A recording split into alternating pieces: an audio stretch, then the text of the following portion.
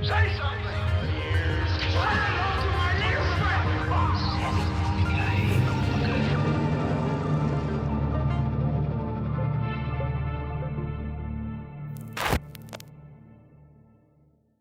Sejam muito bem-vindos, web espectadores, ouvintes e demais fãs da Sétima Arte. Como sempre, estamos aqui mais uma semana para mais um episódio do podcast de cinema mais relevante do Brasil, apesar dele ter no momento apenas 176 inscritos. Estamos falando, claro, do Sétimo Sentido, um podcast que junta trocadilhos infames, dois apresentadores altamente carismáticos e, claro, muitas expressões em inglês sem necessidade. Sou Pedro Santana e esse é o Lucas Ribeiro e ele vai falar pra gente qual que é a temática do episódio de hoje, que é um quadro já aí amado por todo o povo brasileiro.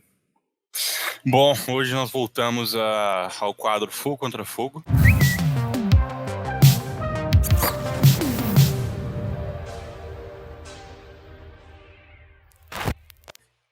Que é um quadro onde a gente rouba, por variar, o título de um filme, no caso, uma grande obra do Michael Mann, de 95, e a gente basicamente pega hot takes, basicamente da vários lugares, vários cantos da internet, e falo sobre esses hot takes, trazendo hot takes em cima de hot takes. Então é um Inception de hot takes. É o Hot Takeception. Isso aí. Para não ter também uma referência ao Christopher Nolan, né? Lógico. Mas, enfim, hot takes, para você que não sabe, que também é uma frase recorrente aqui no Sétimo Sentido, então você que está com suco de maçã pode tomar o seu primeiro shot. Hot takes são opiniões polêmicas, geralmente trazidas no contexto de serem polêmicas para se destacarem. Então, por exemplo, nosso primeiro Fogo contra Fogo, um asno na internet falou que Christopher Nolan era o único diretor visionário da atualidade, e a gente não acha que Christopher Nolan é o único visionário nem da sua própria idade. Tudo bem, Christopher Nolan é um visionário, a gente ama o Christopher Nolan, a gente já fez um podcast inteiro sobre o Christopher Nolan, que eu quero ser Christopher Nolan, mas tem muitos outros diretores visionários, inclusive os que a gente citou no episódio 2. Aquela história, você tem 1,90 não te faz baixinho, só te faz mais baixo que alguém que tem 2 metros, então... Lucas sempre com frases de efeito e analogias maravilhosas. Aí nunca poderia ter esse vasto e amplo conhecimento de analogias on the spot, como meu querido amigo Lucas Ribeiro. Mas o hot take de hoje, ele vem de um fio lá de 2018, um fio longínquo aí nos tempos de internet, quando ainda tínhamos o barulho do discador IG presente em nossas vidas. Claro, 2018, assim, um tempo muito longo, né, já que 2020 é uma soma de pelo menos 17 anos nas nossas vidas. Então, é uma resposta do querido Varad Mehta, que é um usuário comum no Twitter, que responde em relação a um tweet do Arik Kari, que é um belo também usuário do Twitter, que falou que o Charlton Heston votou, lá em 98, no filme Shakespeare Apaixonado, para ser aí o ganhador do Oscar de melhor filme, e essa atrocidade acabou se passando. Eu digo atrocidade porque ele ganhou o excepcional e icônico Resgate do Soldado Ryan, no mesmo ano que a gente teve aí o roubo da Fernanda Montenegro, no caso que ela não ganhou o Oscar, e aí o Varad Mehta disse que Shakespeare Novo mereceu ganhar. E aí o Arik responde que nunca viu esse filme, mas que não amou Resgate do Soldado Ryan. E aí... Peraí, é isso mesmo que você falou? É isso mesmo. E aí o Varad no final ainda fala: é bom no começo e no final, mas é medíocre no meio. Então, temos aí tweets maravilhosos do nosso querido Varad, trazendo aí hot takes, tanto que Shakespeare Apaixonado é merecedor aí do Oscar de 1998 e também que Resgate do Soldado Ryan tem um meio medíocre. Pois bem, então vamos aos nossos hotter takes, aí começando com o primeiro de Lucas Ribeiro. O meu primeiro hot take vem de uma cerimônia a mais recente possível do Oscar, em que o nosso querido e carismático Brad Pitt ganhou pelo filme de Quentin Tarantino, né? O nono filme dele. Tô ficando tenso aqui. Calma. Ganhou pelo Era Uma Vez em Hollywood. E assim, o Brad Pitt, eu não cheguei nessa conclusão agora, não. Eu cheguei nessa conclusão assistindo a cerimônia. Eu falei assim, o Brad Pitt, ele é o Golden Retriever dos seres humanos. Porque ele, assim, todo mundo ama ele é fantástico, ele é amigável, ele é tudo. E, assim, não tem jeito de superar o Brad Pitt. Só que, sinceramente, eu não nem ouso dizer aqui que o Brad Pitt não fez uma grande performance, que ele fez uma grande performance. Ele entregou uma grande performance no filme, e, obviamente, não é só mérito do roteiro do Tarantino, que são sempre roteiros interessantes, mas eu acho que o Brad Pitt só não deveria ter ganhado o Oscar por causa de um carinha que foi esnobado pela 25ª vez, chamado Willem Dafoe. Eu acho que... vocês talvez não estejam vendo a cara do Pedro Santana ali, mas eu sinto um distúrbio na força. Eu acho que o Brad Pitt tá muito bem no Era Uma Vez em Hollywood. Ele tem uma introdução... Você sabe que tudo que vem antes do mas não importa, né? Pois é, mas eu vou tomar tempo aqui mesmo assim. O Brad Pitt, ele entrega uma performance incrível. Ele, como diz o próprio David Fincher, quando ele foi anunciar um dos prêmios, um dos 1 zilhão de prêmios que o Brad Pitt ganhou por esse papel, ele disse que, assim, tem poucas pessoas que conseguem incorporar um papel de maneira, assim, orgânica, com todos os trejeitos, consegue acreditar que aquele personagem é um personagem vivo. E o Brad Pitt faz isso muito bem, ele tá incrível isso, ele vai desde momentos de maior intimidação, né, porque ele é um cara... Essa é a parte crucial do personagem dele, mas ele também sabe ser incrivelmente divertido, ele tem uma performance cômica bem legal no final. Mas, ainda assim, eu não acho que tenha toda a nuance que tem a performance do genial, e eu uso a palavra genial no sentido mais estrito do significado dela, do genial Willem Dafoe. Eu acho que o Willem Dafoe, ele consegue fazer consegue tratar essa questão de um personagem também orgânico, também que se acredita que ele é ator, incorporou de tal maneira o personagem que não existe mais ator e personagem, é só o personagem que está ali na tela. Como a gente já mencionou, esse é um dos indicativos mais fortes de uma grande performance. E eu acho que o Willem Dafoe faz isso com ainda maior maestria que o Brad Pitt no filme, pelo menos em relação a quantidade diria que não necessariamente talvez a quantidade, mas as nuances das emoções do Willem Dafoe. A maneira como ele vai de quase uma figura mitológica para um homem completamente derrotado e misterioso. Acho que isso é uma das nuances mais interessantes do personagem do Willem Dafoe nesse filme, da performance, né? É justamente esse mistério. Você não sabe o que esperar dele, da mesma forma com que todas as emoções são genuínas e nenhuma parece falsa. Ele não é um cara intimidador que, quando vai fazer comédia, parece ser meio assim deslocado, mas o Willem Dafoe tá brilhante nesse filme. Eu acho que eu nunca fui fã dessa história de não, mas a gente já esnobou ele tantas vezes na categoria, vamos dar pra esse cara agora. Eu acho que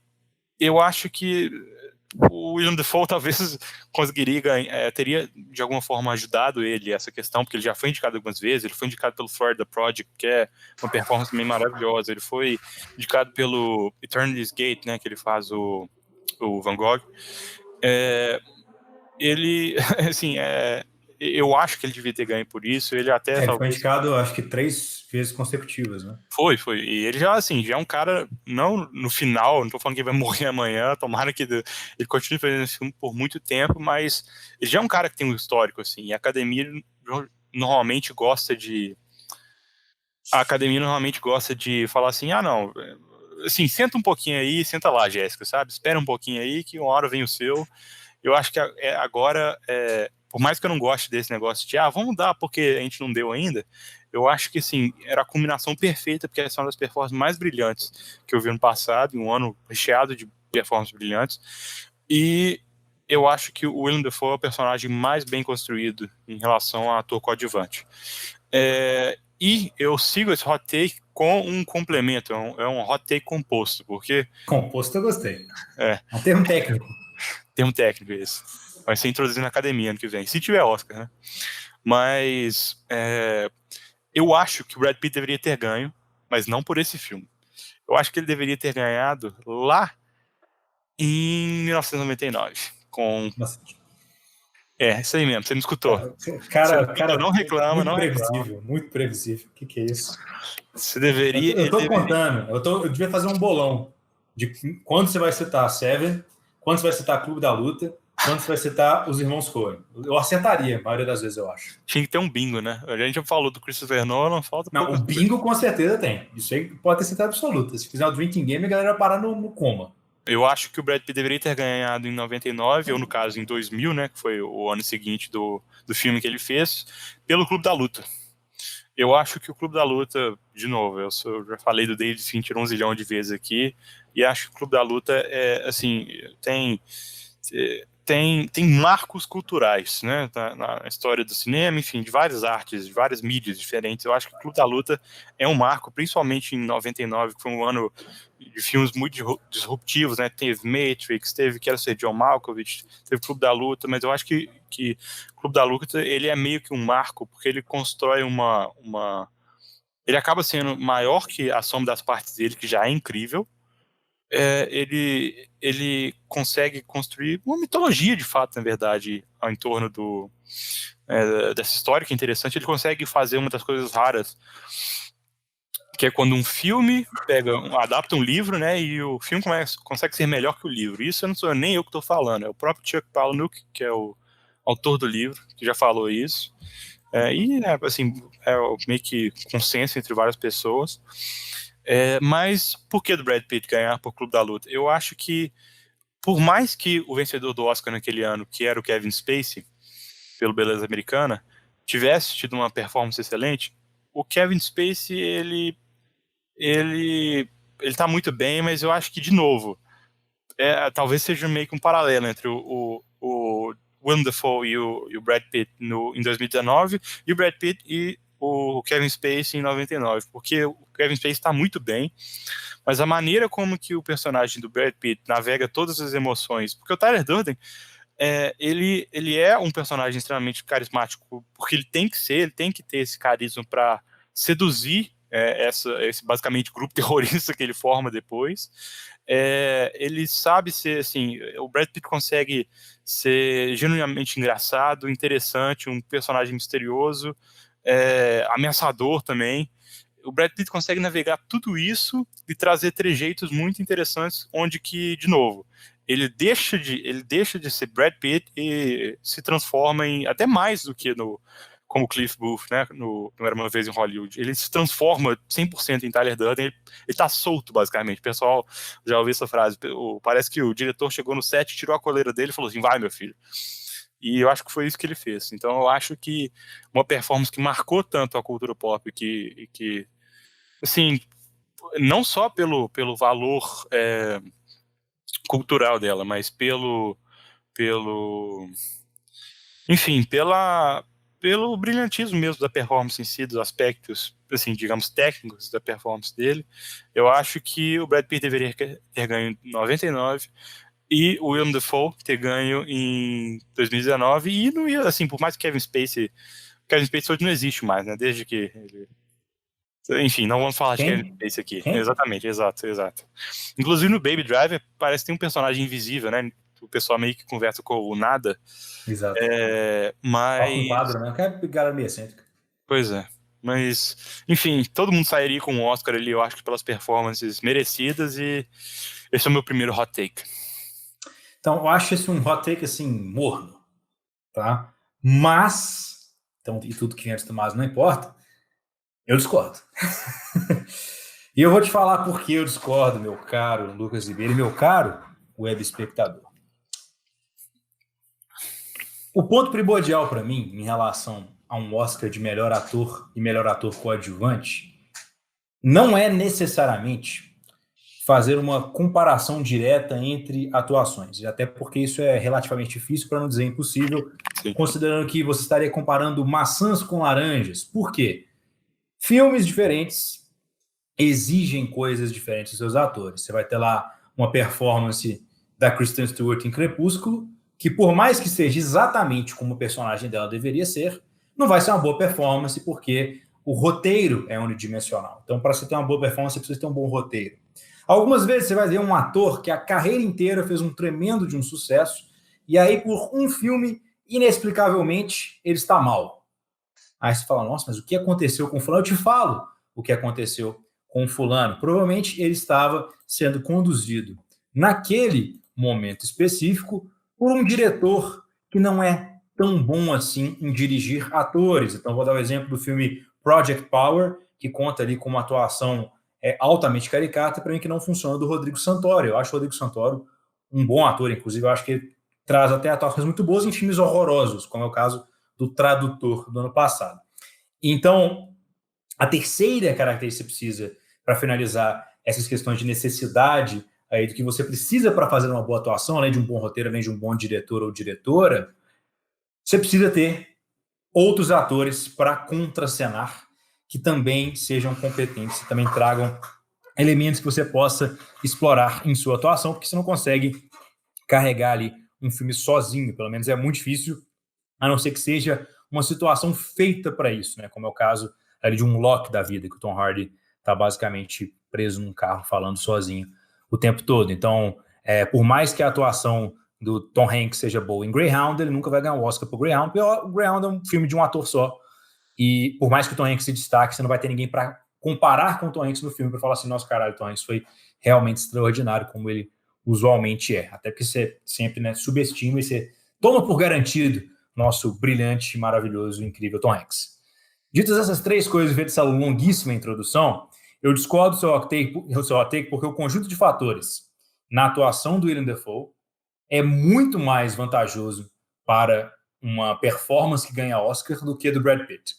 E mesmo assim elas estão em pé de mais ou menos igualdade. Por quê? O Willem Dafoe, na sua atuação no Farol, tem muito mais monólogos, é uma atuação que tem muito mais variação, uma atuação muito mais teatral, que dá destaque ao ator, o que é um fato amplificado pela situação que o filme coloca, né? Duas pessoas isoladas, somente dois personagens, o outro ator é excelente também, o Robert Pattinson, e o filme é um filme feito para destacar os atores, basicamente, assim como um Oito Odiados, 12 Homens da Sentença, Reservoir Dogs, filmes que se passam com uma locação mais limitada, né?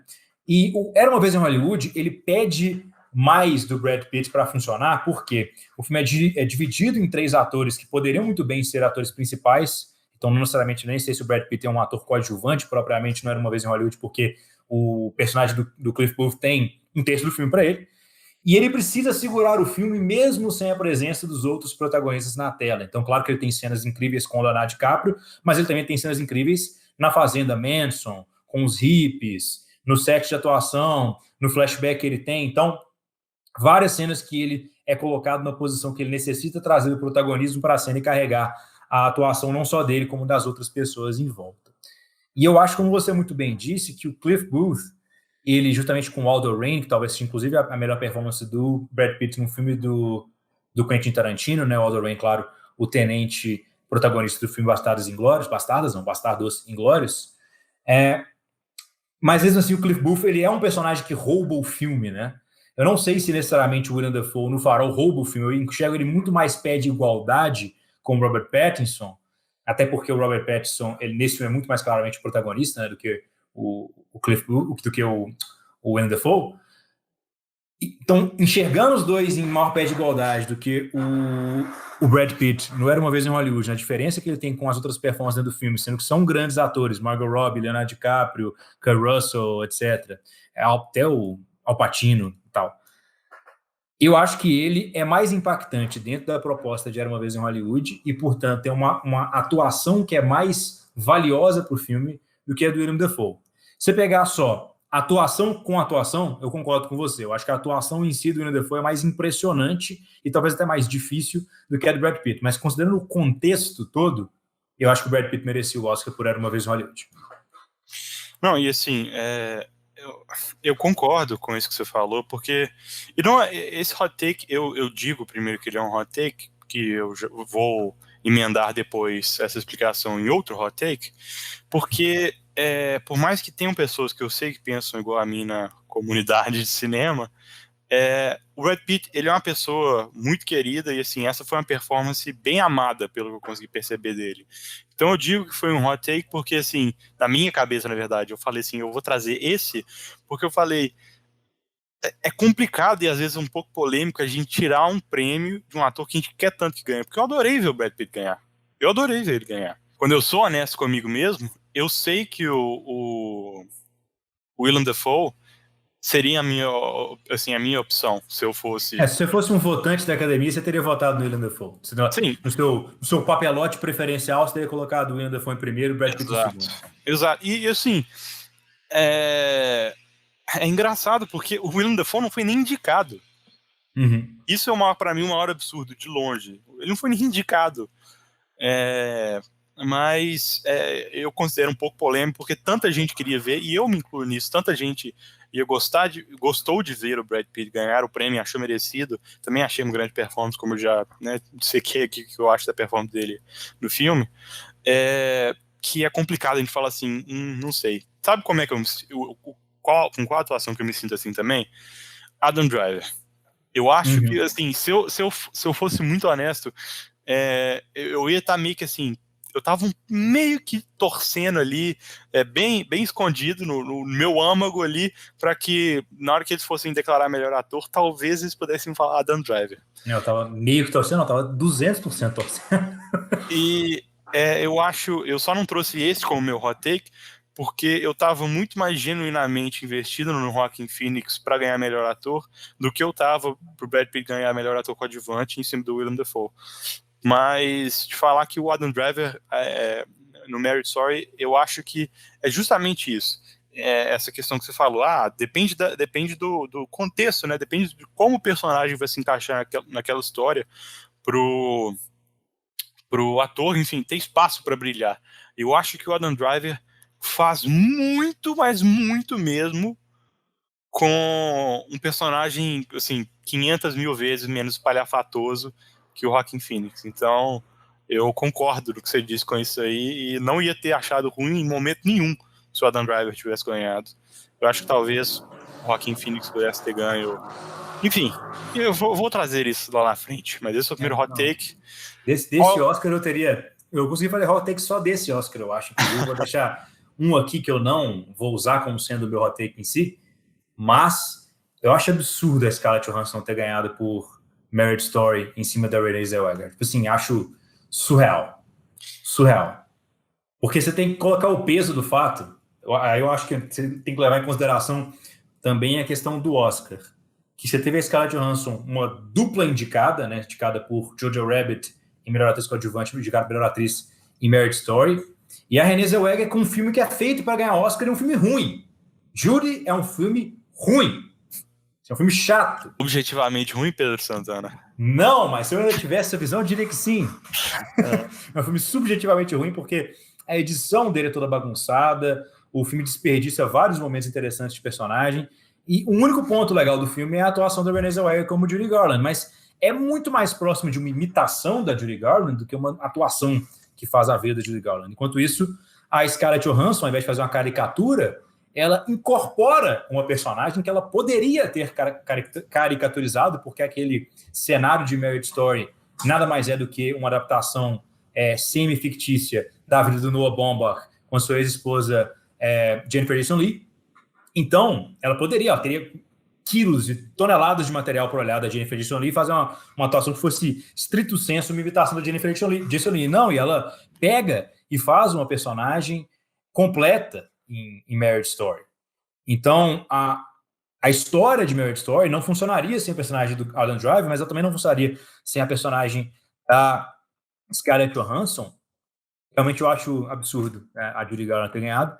Você vê que eu fico um pouco exaltado, né? Até porque esse nem é meu hot take, mas meu hot take tem muito a ver com aquilo que você falou de um ator merecer ganhar um Oscar por outro filme. E o meu hot take é o seguinte: o Denzel Washington e o Russell Crowe deveriam trocar de Oscar. A gente vai chegar assim, ó, o Russell Crowe, toma aqui, na verdade, esse Oscar aqui é seu. E o Denzel fala assim, não, o Russell Crowe fala assim, não, claro, Denzel, eu sei que esse é o meu Oscar, eu tomo aqui o seu. Isso deveria acontecer. E por que isso deveria acontecer? Talvez você esteja se perguntando, meu claro web citador, claro. O português hoje está sensacional, domínio pleno. Russell Crowe ganhou o Oscar de melhor ator no ano de 2000 pelo filme Gladiador, inclusive que é um dos filmes favoritos da vida, tem tatuagem do Gladiador, blá, blá, blá, blá, blá, blá, blá, atuação fantástica. Entretanto, no mesmo ano, no ano de 2000, o Denzel Washington fez um filme chamado The Hurricane. E nesse filme The Hurricane, o Denzel Washington ele faz um papel que talvez seja um dos melhores papéis da sua carreira, interpretando um boxeador que é injustamente preso e ele tem uma batalha homérica para chegar aí em uma situação nova de vida. Mas não foi por The Hurricane que o Denzel Washington ganhou, e esse nem seria o mesmo ano de Gladiador. Então, no ano seguinte, você tem outro filme icônico do Denzel Washington, que é Remember the Titans. E ele interpreta um técnico na vida real, que é o Herman Boone, que também é uma atuação muito interessante do Denzel Washington, apesar do filme Remember the Titans ser um tanto quanto piegas. Mas, em qualquer uma dessas duas atuações, e aí vem o meu hot take de fato, o Denzel Washington está melhor do que em dia de treinamento. Em dia de treinamento, o Denzel Washington ganhou o Oscar justamente por aquele fator que você trouxe lá, Lucas, de que ele já tinha sido esnobado anteriormente pela academia em outros papéis, era um ator muito querido, um ator que já tinha um corpo de trabalho muito significativo, afinal o Denzel Washington está ali desde o final da década de 70, início da década de 80, já tinha feito ali uma série de filmes de ação, filmes até que trazem vibes de Oscar, como Malcolm X, filmes que trazem vibes de Oscar como Filadélfia, né, que inclusive rendeu o Oscar ao Tom Cruise. Tom Cruise? Não, ao Tom Hanks. Hoje tá difícil, perdão. E aí, nesse mesmo ano de 2001, o Russell Crowe interpretou o matemático John Nash no filme Uma Mente Brilhante. E esse filme, Uma Mente Brilhante, que eu dei a nota 10 lá para esse filme, então é um filme que eu acho extraordinário, dirigido pelo Ron Howard, é um filme que depende estritamente da atuação do Russell Crowe para funcionar. E o Russell Crowe, ele estava no que a gente chama de no ápice dos seus poderes, para usar uma expressão 100% anglo-saxã, e ele só não ganhou o Oscar de 2001 porque ele tinha ganhado o Oscar em 2000 com o Gladiador. Então a minha proposição é a seguinte: Russell Crowe libera o seu Oscar de 2000 para o Denzel Washington, já que ele já tinha sido esnobado em 99 pelo The Hurricane, o que eu acho que é perfeitamente justo, e aí o Denzel Washington entrega para o Russell Crowe o Oscar que ele ganhou pelo filme Dia de Treinamento. Até porque o Denzel Washington foi nomeado para melhor ator por Hurricane. Então já estava lá, estava no precipício para vencer o Oscar de qualquer forma, e o Russell Crowe foi nomeado também por Uma Mente Brilhante. Então não seria algo muito fora da realidade. Em algum dos mundos aí do multiverso talvez tenha acontecido. Então vamos consertar esse universo que deu errado, porque ele começou a dar errado a partir do momento que o Russell Crowe e o Denzel Washington ganharam os Oscars incorretos. Eu faço meia-culpa aqui, eu ainda não vi o Hurricane, apesar de que já escutei justamente esse take de que é uma performance muito mais, assim, a gente... Lógico que performances chamativas não necessariamente significam ruins, mas, de novo, performances em que um ator faz muito com menos, né, no caso, que é o que eu mencionei, que o Adam Driver, na minha opinião, faz no Marriage Story, são mais impressionantes, então, assim, pelo menos pra mim, né, e fazem a gente ter um gostinho maior pra falar assim, esse cara merece. Vou deixar um fato legal aqui, antes de você continuar com a sua opinião, porque eu acho interessante dar esse contexto pra galera. Inclusive, em 99, o Russell Crowe também foi indicado para melhor ator, pelo filme The Insider. Então, é engraçado nenhum dos dois ter ganhado, porque o ator que ganhou nem existe mais. Era pra ter sido o Brad Pitt, não sei quem que foi, não. Em 99, quem ganhou, na verdade, foi o quadro de Baby Driver. Foi ele, o suspeito de sempre. O ator que não existe mais, o ex-presidente dos Estados Unidos. Então, já que ele já não existe mais, vamos consertar isso aí, dar o Oscar pro Denzelzão da massa, fazendo-me o favor, e damos aí o Oscar do do Russell Crowe devido aí. Apesar de que Beleza Americana é um filme excepcional e você deveria ver hoje se você não viu ainda. Fica o disclaimer. Isso aí eu concordo em gênero, número e grau.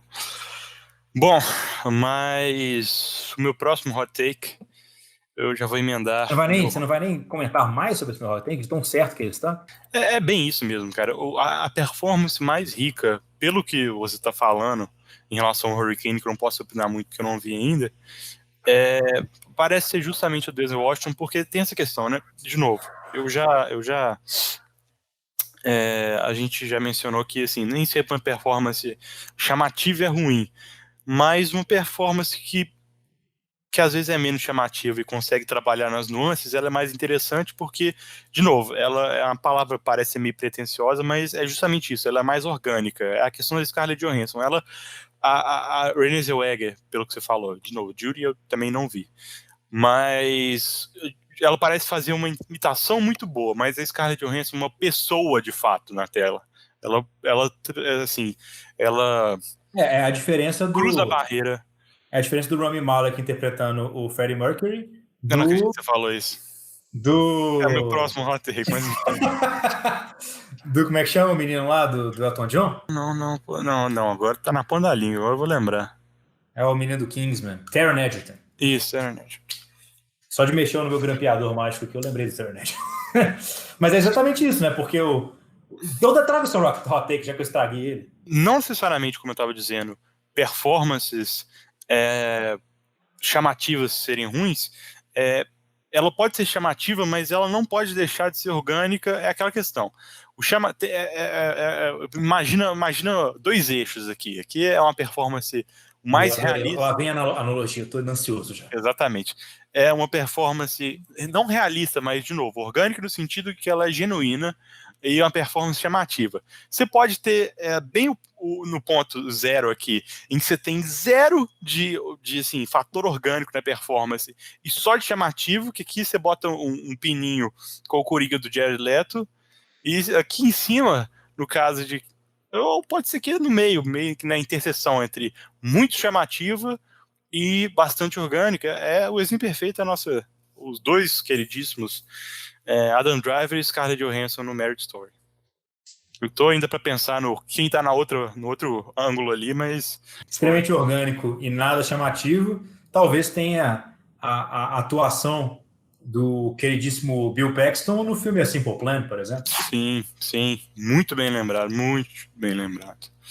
Trazendo uma referência ao Cinemnésia 1 deste canal. Exato. Mas, bom, já que você leu minha mente e falou sobre Rami Malek, vamos trazer esse... Eu só queria deixar claro que eu explicitamente falei com o Lucas para a gente não falar qual era o hot take um do outro antes da gravação, para ter reações genuínas. Então você vê que o nível de conexão absurdo que aconteceu nos últimos anos é palpável, eu diria. Pois é. Enfim, o Rami Malek, eu não vi o Judy, mas tudo assim, sabe aquele filme que você bate o olho nos trechos que ele passa no Oscar e na capa do filme, enfim, na sinopse, tudo, você fala assim, eu já sei o que eu vou esperar desse filme. Me parece que realmente foi exatamente o caso de Bohemian Rhapsody, que eu considero um hot take pelo fato de que eu vejo um aclame absurdo assim, de público para esse filme, e eu acho que, assim como outras pessoas que compartilham dessa opinião, o fato da genialidade do Queen ser tão grande ajuda a dar uma passada de pano pro Bohemian Rhapsody. Porque você fala assim, putz, eu me senti tão bem. Sim, eu também me senti bem escutando o Queen, mas quando eu queria ver um personagem na tela, eu vi o Rami Malek de dentadura. E a questão é justamente essa, porque eu vou além, na verdade, de falar o meu hot take não é nem só sobre o Rami Malek. Eu vi aqui que o Bohemian Rhapsody tinha sido indicado a melhor filme, melhor edição, na qual ele ganhou, melhor ator, que ele ganhou também. Enfim. Edição é assim, estapafúrdio, né? Mas tudo bem. Pois é. E eu acho que ele não deveria ter sido indicado. Mentira, ele foi a três categorias, tá aí, contando com a edição. Foi mixagem de som e design de som? Mixagem, mixagem e de som. edição de som. Perdão, mixagem e edição de som. E assim, eu não lembro, porque eu não prestei tanta atenção em si nessas duas categorias da questão do som, mas eu acho que o Bohemian Rhapsody não deveria ter sido indicado a nada mais. Nada mais. Ele não deveria ter sido indicado a melhor ator, a filme, então é um tapa na cara final. Me fala, como que no ano? Eu posso estar enganado por causa que tem uma pequena discrepância de vez em quando, assim, nos sites que te dão o ano do filme. Eu sempre confundo se o filme da Lynn Ramsey com o Joaquin Phoenix, o You're Never Really Here, se ele é de 2018 ou 2017. Se for 2018 é pior ainda, porque esse filme tinha que ter entrado pra mim. Foi meu filme favorito do ano, adorei. O First Reform 2017. Mas enfim. Não é 18, não? Não, 17. First Reform é 17? Quase certeza que sim. Me corrija aí se eu estiver errado. Eu não posso estar tão velho. Tempo passa, meu filho. Mas a gente teve o Ryan Gosling como Neil Armstrong. First Reform é 17, caralho. Tempo passa. Manito. Tô em choque agora. É porque eu olhei isso praticamente ontem, assim. Eu falei assim, 17 eu tenho que ver o First Reform, não vi ainda. Os pau eu vejo hoje ainda, tava a fim de ver. Mas enfim. A gente tem o Rami Malek, mas a gente também tem o Ryan Gosling fazendo de novo. Não, em 2018 você tem uma enormidade de filmes melhores que Bohemian Rhapsody, que nem indicados foram, e com atuações muito superiores. E você pode trazer desde para trazer o Lucas aqui para o clássico do meu Lucas Ribeiro do Sétimo Sentido. No The Ballad of Buster Scruggs, você tem atuações tão boas quanto melhores, é um filme que eu acho melhor do que Bohemian Rhapsody. Shoplifters, que é um filme que foi indicado para o Oscar de melhor filme estrangeiro. Searching, que é um filme que eu acho extremamente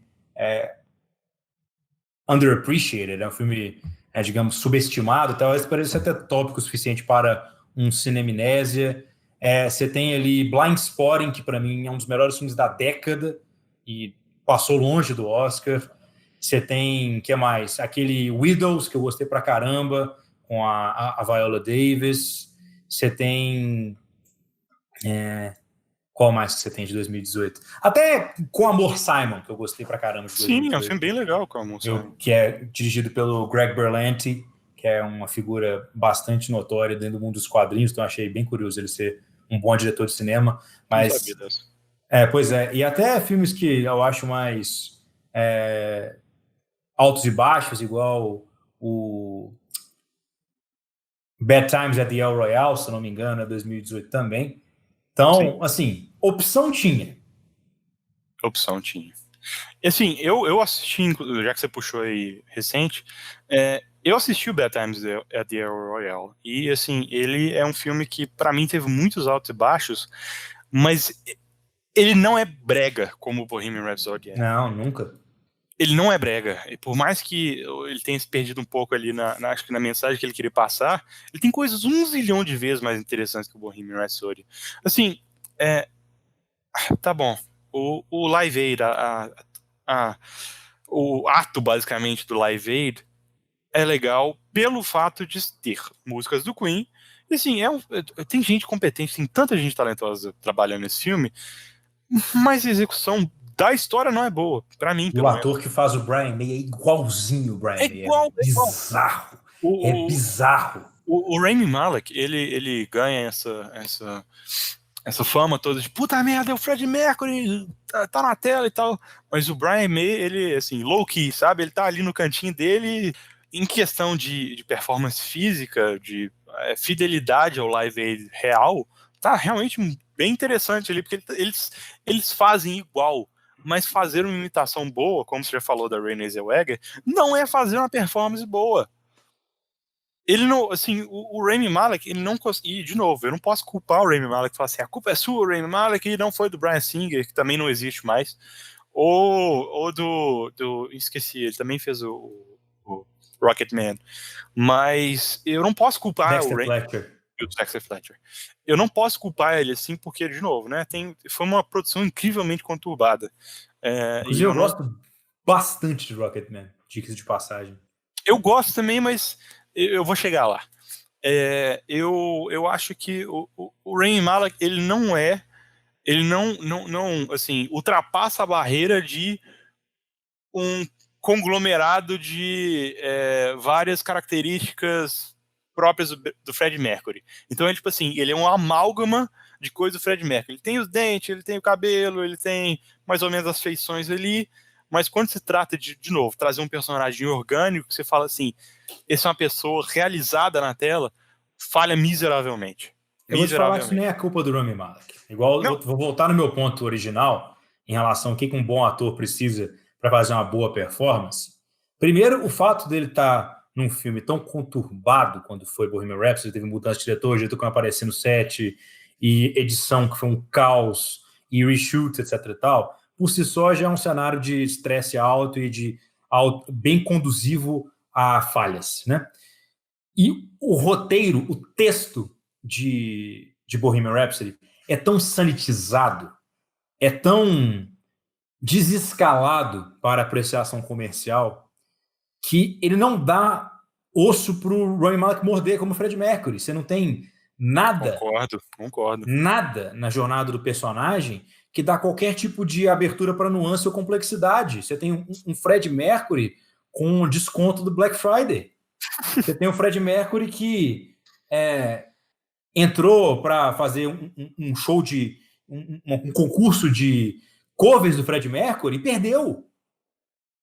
Então o cara é a imitação da imitação da imitação, é o quarto Xerox do Fred Mercury, não necessariamente por causa da performance do Rami Malek, mas porque o filme não deixa isso acontecer.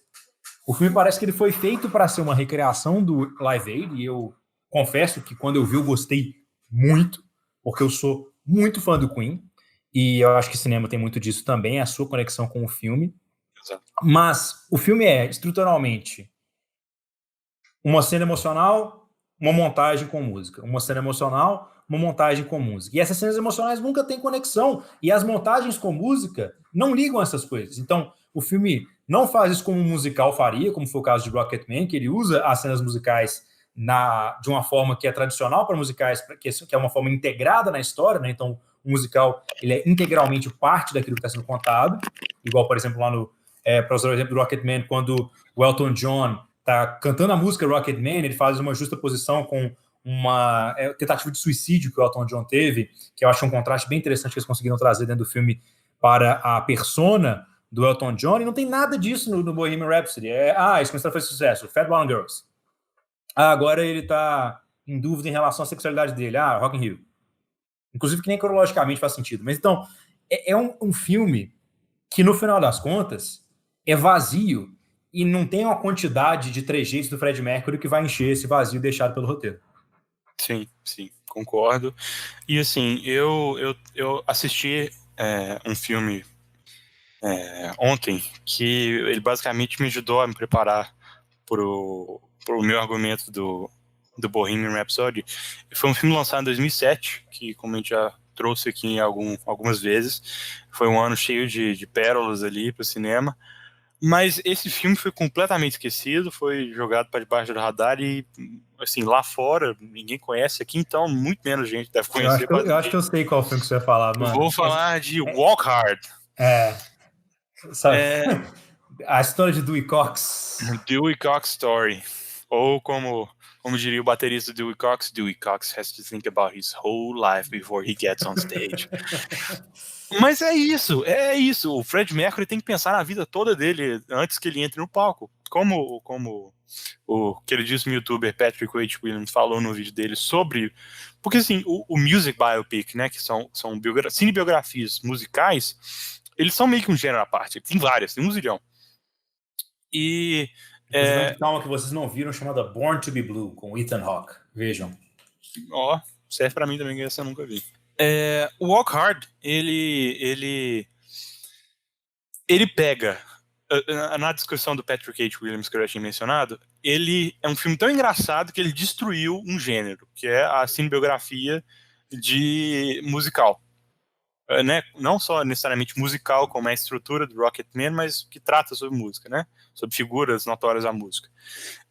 E o Dewey Cox é isso, ele consegue brincar com os estereótipos, ele consegue fazer o arco perfeito, assim, o arco que tem todos esses filmes, mas subvertendo algumas coisas e trazendo a comédia absurda para fazer, enfim, contrapontos interessantes com o quão ridículo é, tipo assim, pode ser essa fórmula, se a gente quiser brincar com ela. E o Walk Hard é um filme muito legal. E ele basicamente, assim,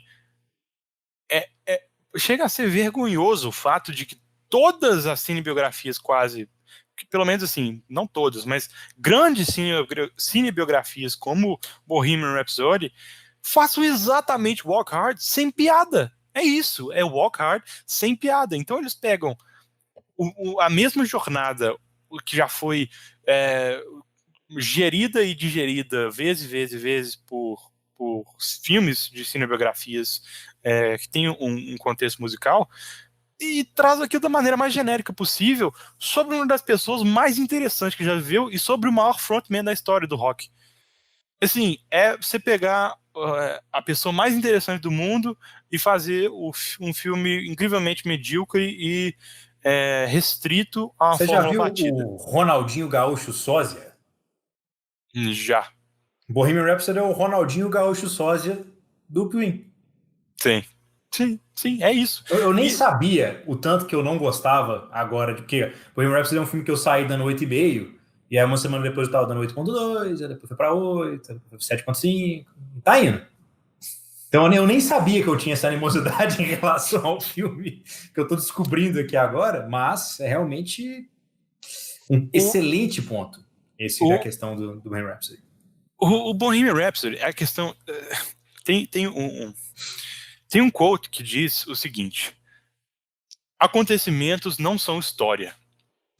E acontecimentos em questão de, pelo menos, estrutura de roteiro, não são história. Assim, a não ser que você queira subverter a história e esse seja o ponto do seu filme, aí faz sentido.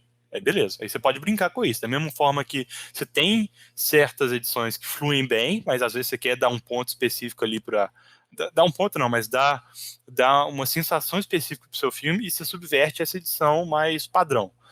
Mas acontecimentos não são história. E Bohemian Rhapsody é um filme de acontecimentos. Então, acho que a vez em que eu encontrei o Pedro, antes de a gente começar o podcast no cinema, quando a gente foi assistir o Farol, eu falei com ele: First Man é a cinebiografia que funciona em relação a Bohemian Rhapsody, que não funciona, porque ela sabe ter um personagem de verdade, ela sabe escolher qual é o arco específico daquele personagem sem ter que trazer todas enfim, todas as situações e todos os beats martelados de olha, isso reconectou com o pai, agora ele reconectou com o cara que foi basicamente, né, o companheiro do Fred Mercury, a pessoa que ele amou, mas no filme não tem desenvolvimento nenhum dessa relação com ele, nenhum.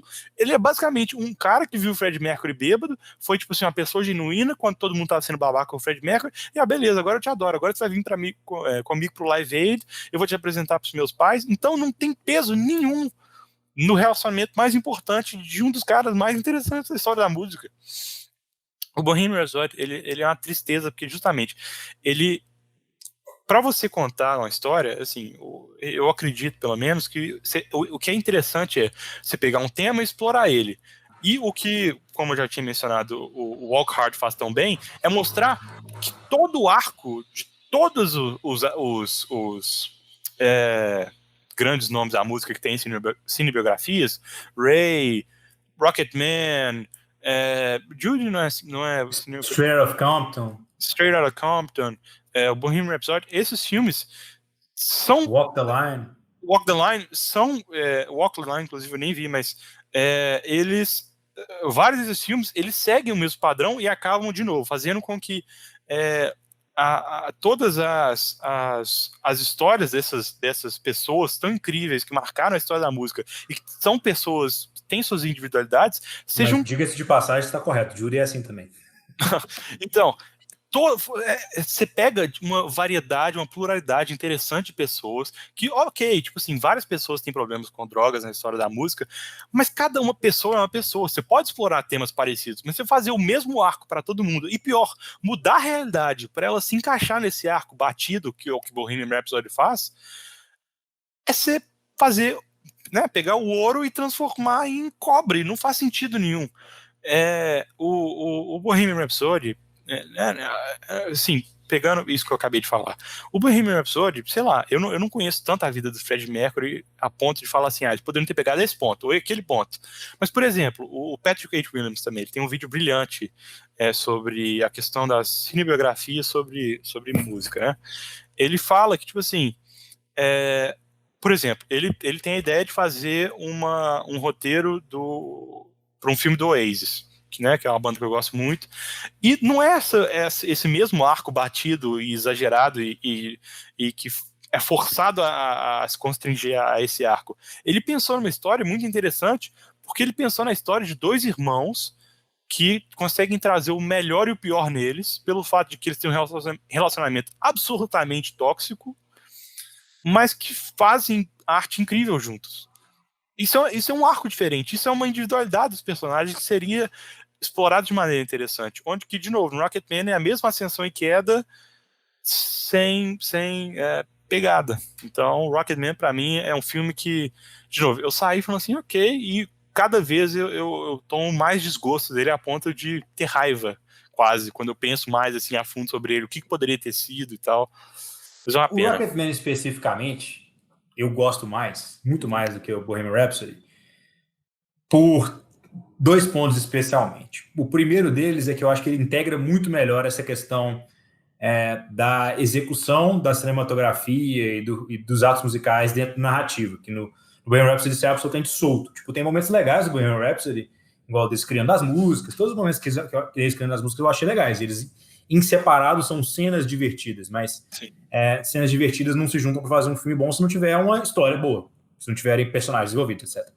E no Rocketman, ele especificamente explora uma ponta do arco do Elton John que eu acho que funciona muito bem, que é o sentimento de abandono que o Elton John tem e como é que isso leva ele a pontos extremos. Porque, diferentemente de, por exemplo, do próprio arco do Freddie Mercury, em que ele tem uma família que meio que não lida muito bem com a situação dele e ele meio que tem um conflito de sexualidade, ele meio faz... Não, o Rocketman entra de cabeça, fala assim, não, o Elton John não foi amado, não teve carinho do pai dele, ele toma um tapa na cara depois, porque o pai dele, depois que separou, tem filhos que ele tem uma relação super afetuosa. A mãe dele também não foi uma boa mãe, quem era a mãe dele boa de verdade era a avó. Ele teve relacionamentos extremamente conturbados, inclusive com o manager dele, né, que na verdade também aparece em Bohemian Rhapsody, né, o personagem que o Littlefinger faz, que o Aidan Gillen faz em Bohemian Rhapsody, é o mesmo personagem que o Richard Madden faz em Rocketman, o que eu acho bastante curioso, especialmente por serem 2 atores de Game of Thrones. E você vê a diferença grande entre essas 2 atuações e essas 2 pontuações dentro do filme. Então, acho que pelo menos o Rocketman, ele explora alguma coisa de arco do personagem. Eu não acho que é só uma imitação do Elton John, até por isso que eu acho que a atuação do Taron Egerton é muito superior à atuação do Rami Malek, porque ele teve muito mais o que explorar dentro do filme Rocketman. Apesar de também... Não, Rocketman eu gosto, de verdade. Eu tenho mais coisas boas a falar do que coisas ruins. O Rocketman, eu acho que ele tem um saldo positivo para mim na balança, e eu acho que, de novo, ele brinca com a forma um pouco, ou seja, ele tem a forma onde que, né, as cenas musicais elas conseguem ter, por exemplo, um fator lúdico, quando ele começa a flutuar e sente o êxtase da performance dele. Tem coisas bacanas, a forma é diferente, porém o arco eu acho que ainda está um pouco... O arco é bem próximo, concordo. Engessado. Assim, apesar de ser mais profundo que o usual. Concordo. Eu não acho ele ruim, mas eu acho que ele se perdeu um pouco aí e não me captou tanto em relação a alguns outros personagens assim, mas ele é um filme que tem pegada justamente porque eles tiveram culhões de falar assim, o Elton John, né, no caso, também falou, minha vida não foi PG-13, minha vida foi rated R. Então vai ser para 17 anos. Tem que ser para 17 anos. Então, eu acho que o Rocketman ele tem muito mais coragem e coração que o Bohemian Rhapsody, apesar de ainda ter alguns problemas com o Rocketman em relação a essa estrutura já meio batida dos filmes de cinebiografia, mas assim, eu acho que um ponto, né, um benchmark para você falar assim, vamos pegar isso aí e começar a evoluir de maneira interessante, seria o Rocketman. Muito, assim, 1 zilhão de vezes mais que o Bohemian Rhapsody. Então, depois desse festival de elogios e bons desejos a Bohemian Rhapsody, chegamos ao meu segundo hot take, que é um hot take que talvez não necessariamente tenha a ver com um filme específico, nem com uma atuação específica e nem com o fato de Crash não ter nem merecido ser indicado para o Globo de Ouro, quanto mais o Oscar, no ano que ele ganhou. Mas não tem nada a ver com isso. Na verdade, eu vou falar para vocês que já passou da hora do número de indicados nas categorias do Oscar e de 5 para 10. Aí você fala, mas Pedro Santana, você bebeu crack? Você está maluco? Como assim, cara? Você quer dar 10 vagas para o prêmio mais luxuoso e importante da história da sétima arte? Bom, eu te explico, meu caro cinespectador. O Oscar ele tem 5 candidatos para cada categoria desde sempre. E isso só mudou para melhor filme depois que o Batman Dark Knight foi criminosamente ignorado no Oscar de 2008. 9, no caso, né? Porque 9, no caso. Mas, referente aos filmes de 2008. Então, depois disso, por 2 anos, aí a gente teve o Oscar chegando em 10 indicados a melhor filme, depois pode chegar até 10, mas geralmente são 8 ou 9.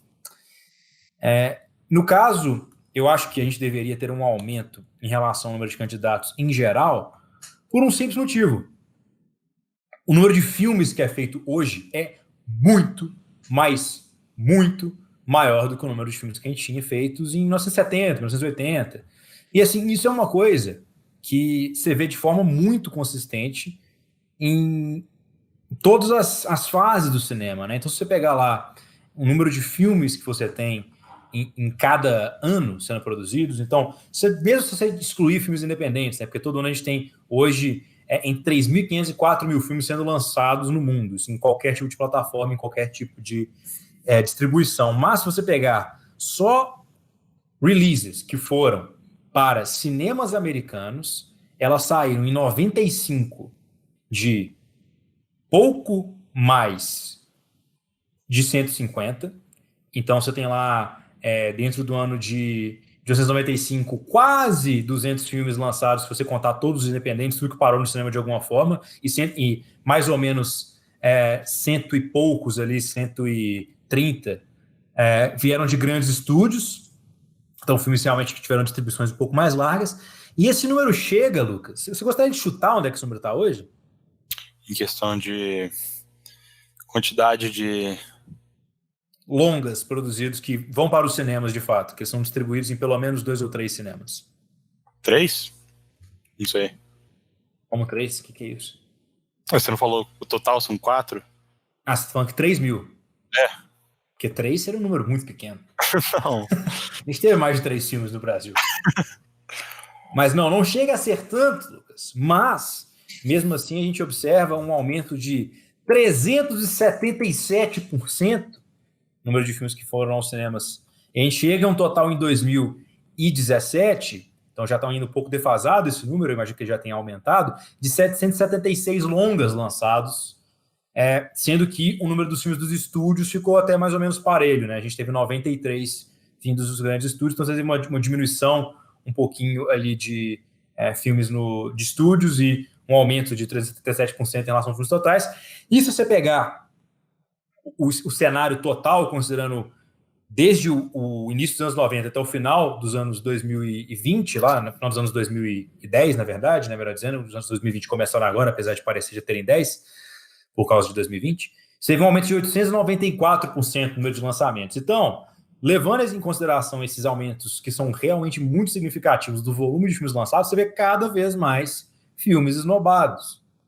todo ano a gente vê 3, 4 ou 5, igual no próprio caso de 2019, que foi até um ano atípico em relação à qualidade dos filmes, que eu acho que a gente teve um número muito grande de filmes excelentes, né? Eu acho que é um ano que bate de frente aí com 1994, com 1999, com 2007. E você vê que lá em 2019, não é só o fato de que a Greta Gerwig foi esnobada para melhor diretora. No mesmo ano, você teve lá o James Mangold não sendo indicado para melhor diretor. Você vê lá os irmãos lá do Uncut Gems, como é que é o nome deles? Safdie.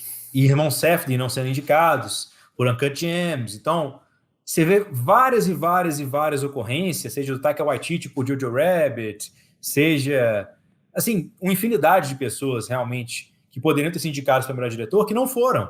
E as pessoas foram lembradas no melhor filme. Eu acho que todo mundo que estava no melhor filme, incluindo Greta Gerwig, Noah Baumbach, James Mangold... Até o James Mangold? Eu acho até o James Mangold. Eles tinham cacife para serem indicados. Eu não ficaria surpreso se eles tivessem indicados para melhor diretor. Eu falei, não, pô, realmente, uma boa direção. Taika Waititi. Não, realmente, puta, pegou um filme de uma matéria ali bem difícil de se tratar de forma que balanceia entretenimento com emoção, etc e tal, e uma matéria que é verdadeiramente asquerosa, se for pensar dentro de uma interpretação literal, né? Assim, você fazendo o quê? Fazendo um filme sobre um menino que gosta de ser nazista. Tipo, meu amigo, o que você está falando? Ou o próprio Martin Scorsese, por o Irlandês. Então, todos os filmes que eu acho que estavam na categoria de melhor filme, eles poderiam ter sido seus diretores ou sua diretora, mesmo no caso também da Cena Sciamma e vários outros esnobados, eles poderiam estar na categoria de melhor diretor também. E isso só ilustra para mim que por que só melhor filme tem 10 indicados, gente? Tipo, não tem problema. Não é como se todo ano melhor filme a gente ficasse em dúvida entre 4. Não, velho. Claramente tem 2 ou 3 que estão concorrendo e aí 3 anos pro crime perde pra Forma d'Água e quem tava correndo por fora era Corra. Mas não tem tipo assim, nossa, meu Deus, do nada ganhava Logan. Não existe isso. Não é assim que funciona. Os membros da academia votam de uma forma ainda razoavelmente previsível. Então, levando isso em consideração, tendo um aumento astronômico no número de lançamentos todo ano, você tendo aí uma percepção que o Oscar esnoba cada vez mais gente. Pelo amor de Deus, vamos só indicar o Jake Gyllenhaal para as coisas, o que custava. E por favor. Também. Então, gente, membros da academia, eu tô falando agora com vocês. O melhor jeito de vocês aumentarem a inclusão não é colocar pré-requisitos para filmes entrarem, é só colocar mais filmes. The more you know, sabe? Por quê? O Oscar é só um reflexo da indústria. Então, obviamente, botar cota para pessoas no Oscar é muito menos efetivo do que só deixar essas pessoas que você quer dar a oportunidade de fazerem mais filmes. E tendo mais abertura para mais filmes, eu não consigo pensar em um ponto negativo para isso. Porque você está celebrando o maior número de atores e atrizes e roteiros e você ainda está mantendo um nível de prestígio muito alto. Pô, 10 filmes de 800 ainda é tipo assim, um nicho muito pequeno de filmes que chegam para a condição de serem indicados ao Oscar. A enorme maioria dos filmes vai continuar não sendo indicada ao Oscar. A enorme maioria dos filmes vai continuar tendo um papel diferente daquele que a gente observa nas grandes premiações. E eu acho que é perfeitamente factível você ter todo ano 10 indicados para cada uma das categorias. Isso me dói falar um pouco isso, mas você tem excelentes argumentos em relação à motivação de se estender as categorias, só que sabe aquela coisa que você está acostumado e falou assim, putz, mas é que garimpa, tipo assim, eu ainda acho mais divertido também terem só 5 filmes. Mas por quê? Você preferia que tivesse 5 filmes ainda em melhor filme? Acho que talvez sim, sabe por quê? O Screen Junkies, ele é um canal, outro excelente, mais um que a gente comenta toda hora, eles faziam uma... assim, eles pegavam toda vez que eram anunciados os nominees, né, do Oscar, e faziam basicamente a lista alternativa deles, comparavam o que tinha de convergência, e eles tratavam essa categoria de melhor filme da maneira old school, né? Pegavam 5 e é isso. E eu acho que é mais pelo feeling mesmo de que garimpar ao máximo e pegar esses... Não que eu acho que vai, tipo assim, estragar o prêmio. De novo, eu acho que você tem... Eu acho que é muito diferente você garimpar 5 melhores filmes de 94, que você lançou 250 filmes, Sim. do que em 2019, que você lançou 4.000 filmes. Sim, não, eu Entende? entendo. Eu tô olhando proporcionalmente, tá entendendo? Eu tô olhando na questão de, ó, tem 5 aqui. É como se fala assim, me dá o top 5 desse ano, mas top 5 vai ser difícil. Eu quero saber quais são os melhores filmes. Mas o top 10 também é difícil. E eu sei, é justamente isso. Eu acho que, tipo assim, talvez em um futuro próximo seria interessante, tipo, padronizar um número um pouco maior sei lá, ir aumentando aos poucos, não sei, 8 filmes, ou enfim, qualquer coisa assim, foda-se. Se me desse 6, eu já ia ficar feliz. Ou 7. Enfim, eu acho que Com talvez 6, o William Dafoe teria sido indicado para melhor ator coadjuvante.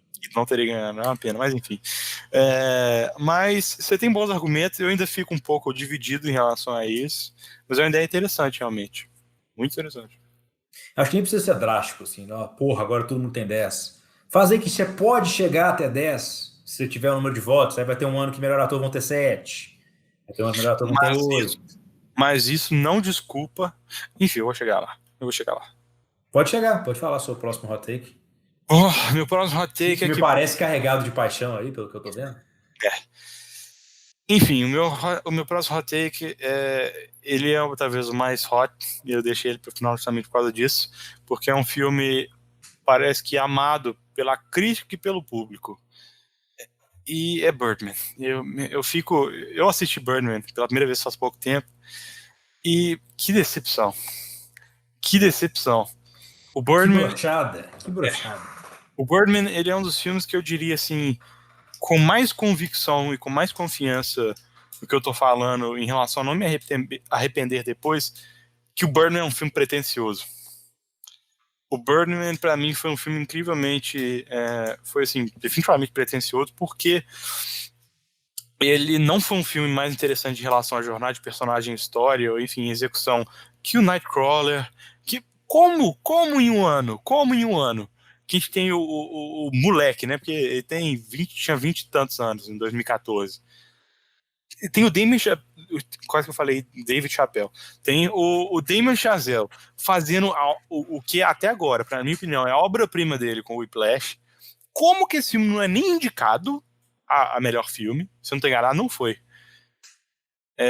Mas como que esse filme não é indicado e Birdman é indicado e ganha? Pra mim, isso é uma insanidade, assim, coletiva. Porque Birdman ele não funcionou pra mim. Vamos lá. Vou falar uns números aqui que vão dar gatilho no senhor Pedro Santana, mas 1917. 1917, ele não é o melhor filme pra mim de 2019, nem ferrando, isso eu concordo com o Pedro Santana. Ele, pra mim, ainda é o Marriage Story, vai provavelmente continuar sendo até o fim dos tempos. Eu não vi Portrait of a Lady on Fire ainda, tem que ver, mas enfim. Eu adorei, amei o Marriage Story, mas eu ainda gosto do 1917 um pouco mais que Pedro Santana. E você não acha tão ruim assim, não, vai? Não, eu acho nenhum filme do Oscar de 2019 ruim, o que é uma primeira vez. Geralmente, pelo menos um, eu falo assim, nossa, meu Deus, trama fantasma, credo. Então, pelo menos um, eu geralmente desgosto. Agora, de 2019, realmente eu gosto de todos, apesar de eu estar no canal do 7 para 1917. Sim. Mas o 1917... Mas 1917 eu tive uma sensação parecida com você, que na verdade não é... Talvez ele não seja um 7, só que para mim ele foi um 7 dado o contexto que eu vi ele, né? Que eu falei, puta, Sam Mendes e Roger Deakins, e ai meu Deus do céu, a melhor cinematografia da história, um filme um take só, de guerra, puta, tudo para mim, tudo falava assim, mano, esse filme vai ser nota 10, esse filme vai ser nota 10, esse filme vai ser nota 7. A expectativa aí foi mãe do seu gosto, né, no caso. Decepção. Mas a questão do 1917, do Birdman, pra mim, é que o 1917, ele tem um motivo interessante em relação ao storytelling para ser contado em um take só, apesar de que eu acho que isso também impede, em alguns momentos, enfim, o plot se acalmar um pouco para ter mais envolvimento dramático, como tem em Soldado Ryan, enfim. mas isso é outra questão. Mas é interessante porque isso faz parte desse contexto de bomba relógio que o filme tem, onde que é uma ação non-stop. Por mais que tenha um pequeno gap ali no filme,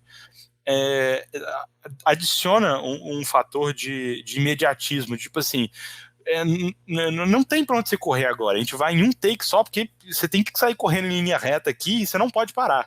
Então adiciona esse aspecto ao filme que eu acho interessante e condizente com a história que ele tá querendo contar. No Birdman, eu não achei isso nem ferrando. Eu acho que esse one take assim, do Birdman foi muito mais assim, é interessante, é legal ver que, ó, exige, assim, de novo, como eu falei em Bohemian Rhapsody, eu não vou falar que Birdman pra mim é ruim quanto Bohemian Rhapsody, mas Birdman pra mim a comparação que eu quero fazer tem gente muito talentosa trabalhando no filme, tem gente muito bem no filme, mas essa decisão de ser um take não adicionou muito pra mim no filme. Eu acho que uma abordagem como a do Cuarón, de fazer takes longos, seriam muito mais interessantes para, enfim, para as cenas do teatro te absorver, enfim, de tipo assim, de te basicamente causar uma imersão maior em algumas partes, principalmente na hora das performances ou de partes mais dramáticas do filme. Como a Times Square, podia ter um puta plano de sequência igual tem, mas parece muito um gimmick, sabe? Parece só um truque. Você falar assim, ó, Birdman é em um só take, tá? Mas você tá adicionando tanto por quê? Não tá adicionando tanto assim pra mim. Teve uma conversa que eu tive uma vez, quando eu ainda era um estagiário de direito no escritório Correia Santana, Sociedade de Advogados, do meu ex-chefe, Dr. Ivan, inclusive, abraço, Dr. Ivan. Dr. Ivan é um grande fã de cinema também. Ele estava, na época, estava conversando comigo sobre o Oscar e tal, se eu tinha visto todos os filmes ainda e tal. E eu falei, estão falando muito bem do tal do Birdman e tal. Aí ele falou, eu assisti o Birdman. E eu assisti o Birdman tem menos tempo que isso, eu não assisti o Birdman no ano que ele foi lançado. E eu lembro que eu não assisti Birdman no ano que ele foi lançado, porque o Dr. Ivan falou assim, ele chegou para mim e falou, Santana, esse Birdman não prestou não. Por que, Dr. Ivan? Ele falou assim, tudo que você queria que ele fosse, ele não é, e o que poderia ter sido, ele não foi. Aí eu falei, pô, forte essa frase, hein? Tudo que você queria que ele fosse, ele não é. Então você tá pensando ele, sei lá, um filme que mostra o Michael Keaton como sendo um ator frustrado com super-herói, tem um drama interessante por trás, não faz isso tão bem. Tudo que ele poderia ter sido, ele não foi. É um filme que desperdiça aí Edward Norton, Emma Stone, etc e tal. Então eu entendo bem esse argumento que você está fazendo, apesar de eu até gostar de Birdman. Sim. Eu não acho Birdman um filme ruim, mas eu achei um filme absurdamente supervalorizado. Inclusive, eu falei assim, olha, 2 dos filmes mais supervalorizados para mim da década, e talvez mais pretensiosos, não sei, foram em 2014, que é o nosso querido Interstellar e o Birdman. Interstellar 2014? Meu Deus! Que plot twist! Que plot twist! Essa foi boa. Mas o grande problema para mim do Birdman é que ele tá tão preocupado em ser o Birdman que ele esquece de contar a história do Birdman. É isso, é justamente isso. Para mim, em 2014, eu não sei qual foi o seu filme favorito de 2014, mas primeiro foi Nightcrawler, né? Para mim foi o top 5 também ali. Eu ainda gosto mais do Whiplash, porque eu acho que é uma história de enfim, eu acho que não, apesar que eu gosto muito também de Kingsman. Eu gosto bastante de Kingsman, mas não chega nem perto do Nightcrawler e do Whiplash pra mim. Mas eu minto não é Nightcrawler. É Garota Exemplar. Gone Girl. E de novo, outra coisa. Como que Gone Girl não é indicado e vocês dão pra Birdman, minha gente? Vocês dão pra Birdman. E o David Fincher não ganha nem uma indicação de melhor ator, ou de melhor diretor. E o Inharrito ganha melhor diretor. Não faz sentido nenhum. O mundo tá de cabeça pra baixo desde essa época aí, porque... eu tô te falando, foi quando o Russell Crowe e o Denzel Washington ganharam os Oscars errados, tudo foi pro saco. Pois é, porque... Puta que pariu. Porque o Birdman, ele não... De novo, eu não tô fazendo comparação, o Whiplash conta a história melhor, porque, de novo, maçãs e laranjas, né? São coisas diferentes. Pelo menos o Whiplash foi indicado. Foi a melhor filme? Foi. Então tava enganado. Mas enfim. Então eu acabei de abrir a lista aqui. Shame on you mesmo assim. Mas Academia. não foram indicados para melhor filme. Garota Exemplar, Nightcrawler. Assim, eu gosto de vários que foram indicados. Foi indicado, por exemplo, que eu amo Grande Hotel Budapeste, Jogo de Imitação, que eu gosto muito.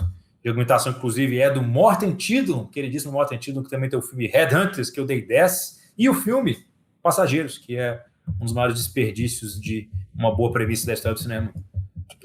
Mas... E a série Defending Jacob também, que é uma boa série do Apple TV Plus. Interessante. Sou bem fã do Morten Tidlum, pra te falar a verdade. Eu tenho que ver o Headhunters, eu ainda vou ver recentemente. Quer dizer, daqui a pouco, né? Recentemente não... mas enfim...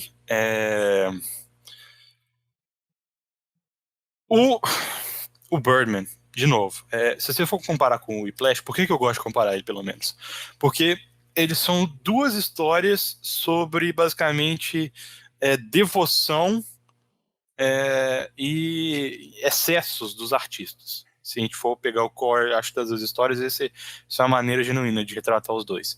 Eu acho que o Whiplash, ele é brilhante porque ele consegue fazer todo o arco parecido com La La Land, só que mais, não cínico, mas realista e cruzão mesmo, porque o Miles Teller não tem nem um sorrisinho com a namorada dele. O Miles Teller, ele tá tão devoto a vontade de ser grande, não é nem só a beleza da arte, é a vontade de ser incrível, que basicamente os dois últimos close-ups do filme são tão brilhantes porque eles conseguem, em 2 olhares, te mostrar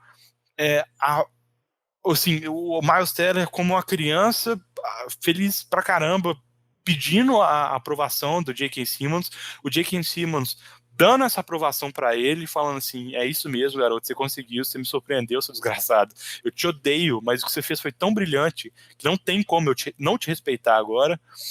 E assim, tem um dos melhores 10 minutos da história do cinema, pra mim, é o final do Whiplash. Ele retrata isso perfeitamente, esse arco de um artista, não frustrado, mas atormentado pelo contexto em que a arte dele ali está inserida.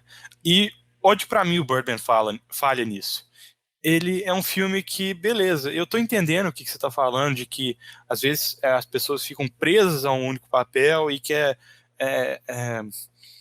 complicado você tentar se provar em um mundo onde as pessoas não te veem como alguém que faz, né, high art, que faz uma arte que... especialmente por causa do Michael Keaton, né, que foi o primeiro Batman, então tinha toda uma metalinguagem a ser utilizada ali.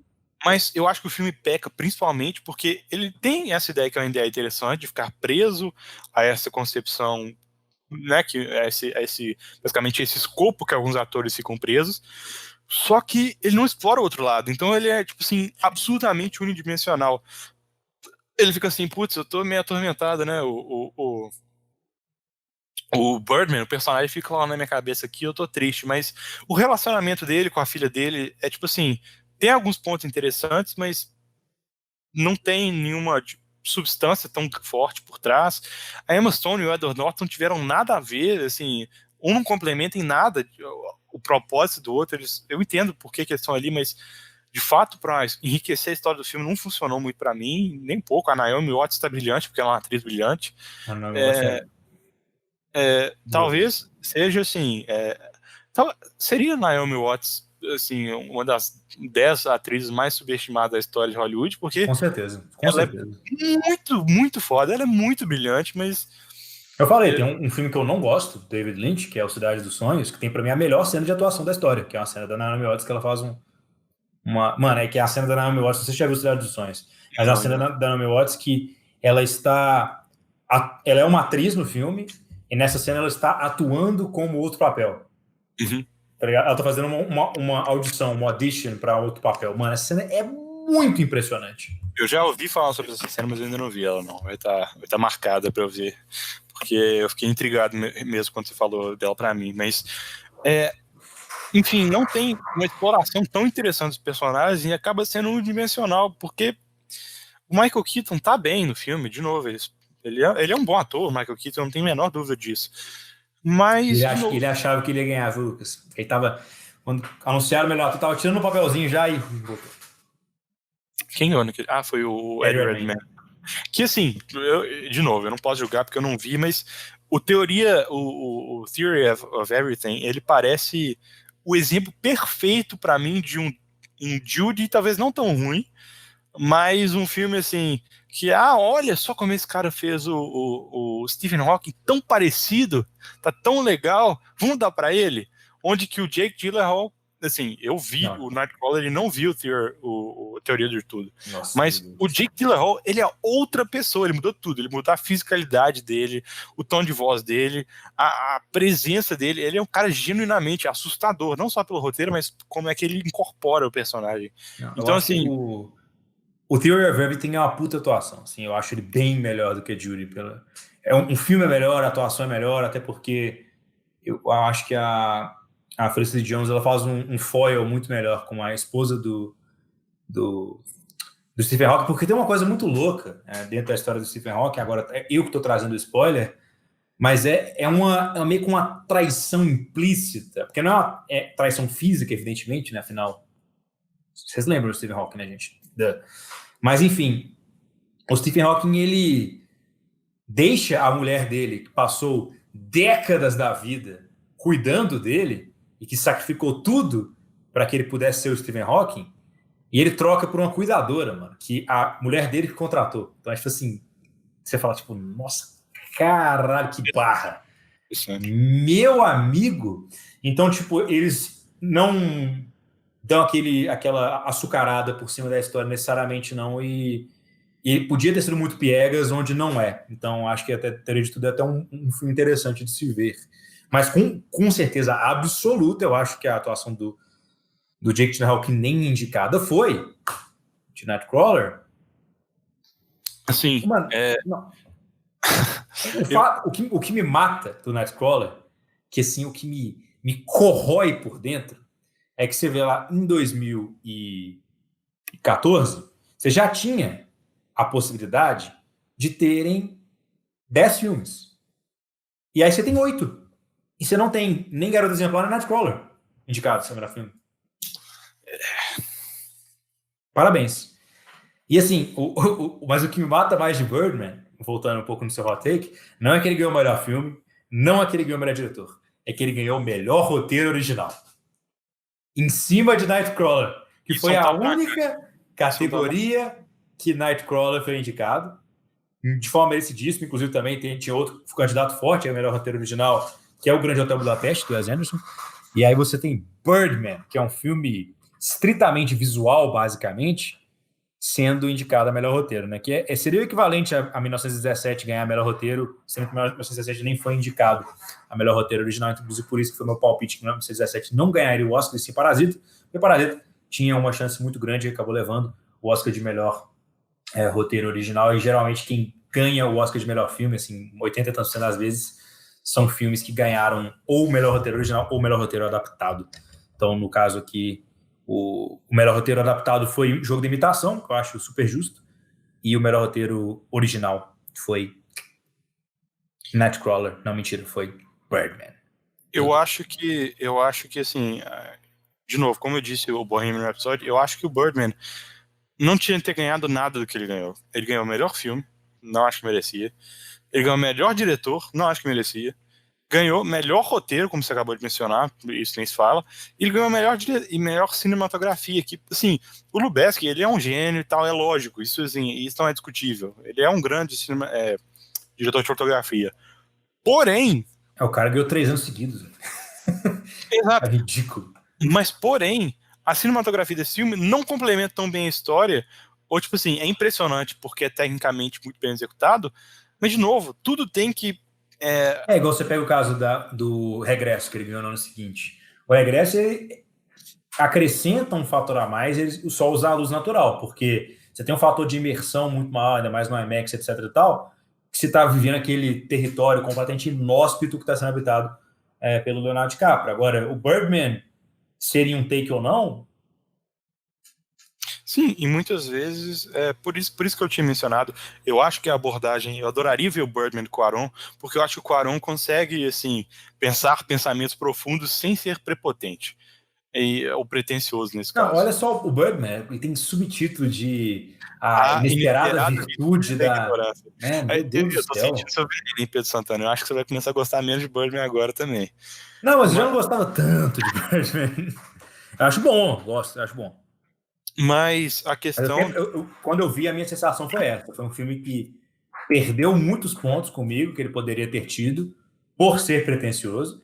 Apesar de eu achar a mensagem muito boa, a atuação central do Michael Keaton muito boa, e a execução do rolê do plano sequência, apesar de não acrescentar tanto assim para o filme, ser feita de forma tecnicamente muito impressionante. E eu sou um cara que valoriza de forma desproporcional direção.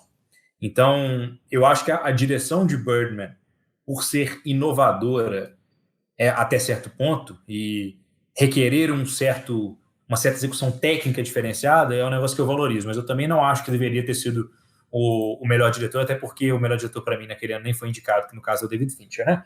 Mas, entre os diretores indicados, eu com certeza teria dado ou para o Wes Anderson, né, pelo Grande Hotel Budapeste, ou para o próprio Morten Tildum, que foi indicado para melhor diretor por Jogo de Imitação. Sim, só fazer um parênteses aqui que você mencionou o David Fincher, eu não consigo não escutar sobre o David Fincher e não falar alguma coisa. Mas o David Fincher, só uma outra coisa que me veio na cabeça. Em 2010, esse cidadão, ele foi indicado também, se não estou enganado, pela rede social. E ele perdeu pro Discurso do Rei. Isso não é nem hot take, por isso que eu não trouxe isso, mas ele perdeu o David Fincher, um cara que pegou um filme do Facebook. Eu não tinha conhecimento nem a profundidade em cinema para estar meio que percebendo essa situação na época, porque eu não lembro, não acompanhava tão de perto ainda, mas eu aposto, assim, eu já escutei de muita gente, mas eu aposto que a galera falou assim, filme do Facebook? Vocês vão fazer filme de Facebook? Aí o cara me faz um filme, um dos melhores filmes da década, um dos filmes mais importantes da década, e o que pra mim, de longe, já é um clássico, e vai ser justamente pelo que ele representa em relação à história do Facebook como mídia social. E a história como completo do que ele conta, essa história de, enfim, não abandono, mas de solidão em meio à multidão, que é justamente a história do Zuckerberg, esse personagem trágico que é o Zuckerberg no filme. Mas, enfim, voltando ao Birdman. O caso do rede social, só para pontuar, aconteceu uma coisa que é curiosa, estou vendo aqui no IMDb, ele ganhou melhor edição e ganhou melhor roteiro adaptado, que são as duas categorias que são melhores indicativos de melhor diretor, né? Por exemplo, o Parasita também ganhou melhor edição. Então, é muito corriqueiro. Se o filme ganha melhor edição, ganha também melhor diretor. E aqui, dentro da melhor direção do ano, você teve David O. Russell, por O Vencedor, que é um filme para mim que eu dei nota 10.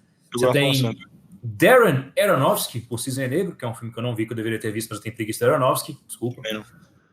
David Fincher, por A Rede Social, que a gente já está conversando sobre. E Ethan e Joel Coen, por True Grit, Bravura Indômita. E quem ganhou foi Tom Hooper, pelo Discurso do Rei. Por Cats. Mas, enfim, essa questão do... E quem foi esnobado aí? Você sabe quem foi esnobado? Quem foi esnobado em 2010? Diretor. Peraí, deixa eu pensar. Pensa no podcast Sétimo Sentido. Quem foi esnobado? Quem que a gente cita todo episódio? Christopher Nolan foi esnobado por A Origem. Exatamente. Agora que eu lembrei que o Inception era de 2010. Mas, assim, inclusive, curiosidade, o Tarantino, se não tem nada, falou que o Rede Social é o melhor filme da última década. Você vê que esse filme, assim, ele vai além das barreiras de diretores de gênero. Enfim, Rede Social é um filme brilhante, vai ver se você não viu ainda, merece. E inclusive é um dos filmes que ironicamente poderia, e acho que deveria, como muita gente também já mencionou isso, ter continuação, porque as consequências, né, do que o Facebook representa hoje para países como um todo, o futuro dos Estados Unidos e eleição, e enfim, chega a ser absurdo. Então eu adoraria ver o Sorkin e o Fincher voltando para fazer isso, mas enfim. O Birdman, ele não conta uma história tão interessante para mim. Ele tem um tema interessante, enfim, é interessante quem é esse personagem e onde que ele se encontra. Mas em relação ao contato dele com os personagens periféricos, eu achei meio qualquer nota. A direção, de novo, a tomada da Times Square faz sentido, porque, de novo, assim como 1917 nesse caso, dá meio que um tom de imediatismo para a cena dele. Putz, eu tenho que voltar pro teatro agora, não sei o quê, e você vendo ele passando por todos os perrengues ali em tempo real, é muito bacana. Eu acho que, por isso que, como eu já mencionei, essa pegada Cuarón de fazer takes longos, mas sabendo mexer com a edição e não fazer só um take o filme inteiro, assim como ele fez em Children of Men e etc., eu acho que seria uma tomada, assim, não uma tomada, mas uma abordagem mais melhor pro filme, de fato. O Birdman também, eu não acho que os filmes devem ser... Eu acho que os filmes devem ser julgados pelo que eles apresentam, basicamente. Eu não acho que é justo falar assim, eu não gosto do... Tipo assim, de novo, você gosta de quem quiser, você vota para melhor filme no seu bolão para quem você quiser, mas, tipo assim, eu não gosto de ter esse pensamento de o diretor falou isso, explicou aquilo sobre o filme, eu falo, enfim. Se a obra está entregue, a obra é aquela, eu vou julgar a obra pelo que está entregue. Se o Inharrito tivesse entregue um filme fantástico, nem o fato dele ter sido meio babaca depois teria feito diferença pra mim. Porque, assim, eu falei que o filme parece ser meio unidimensional e eu entendi que você tá preso a essa cultura baixa de fazer filmes super-heróis, filmes que não tem mensagem, que não tem muito a dizer, que é uma tremenda bobagem. Mas... E, de novo, ele não explora isso a fundo de ver assim, a pretensiosidade do próprio personagem ou ir mais a fundo nisso. Ele fica meio que numa nota só em alguns momentos, em boa parte dos momentos, na minha opinião. E sabe o que é mais triste? É que isso não foi, tipo assim, o Inharrito pensando depois, puta, eu podia ter botado um plot mais dimensional sobre essa questão da arte e a pretensiosidade dos artistas de achar que eles são melhores que outros. Sabe por quê? Porque o Inharrito, pelas declarações dele, acha que ele faz arte melhor que os outros. O discurso dele no Oscar começa com a arte verdadeira não pode ser comparada. Isso logo depois que ele deu uma entrevista falando que filmes de super-heróis são genocídio cultural. Então, tipo assim, é o ápice da pretensão. E eu não julgo o filme dele por causa disso, mas me ajuda a falar assim, entendi porque você fez esse filme tão pretencioso, porque você é um cara pretencioso. Então, o Birdman, para mim, é um filme incrivelmente super valorizado, em um ano de filmes incríveis e brilhantes como Garota Exemplar, Nightcrawler. Nightcrawler, inclusive, eu já vi a descrição perfeita do Jake Gyllenhaal, que o Nightcrawler é basicamente o Taxi Driver dessa geração, porque ele consegue mas enfim, explorar a solidão, enfim, o desespero daquele personagem isolado e Nightcrawler é muito foda, mano. Nightcrawler é muito foda. Nightcrawler é muito bom. Enfim, um personagem brilhante.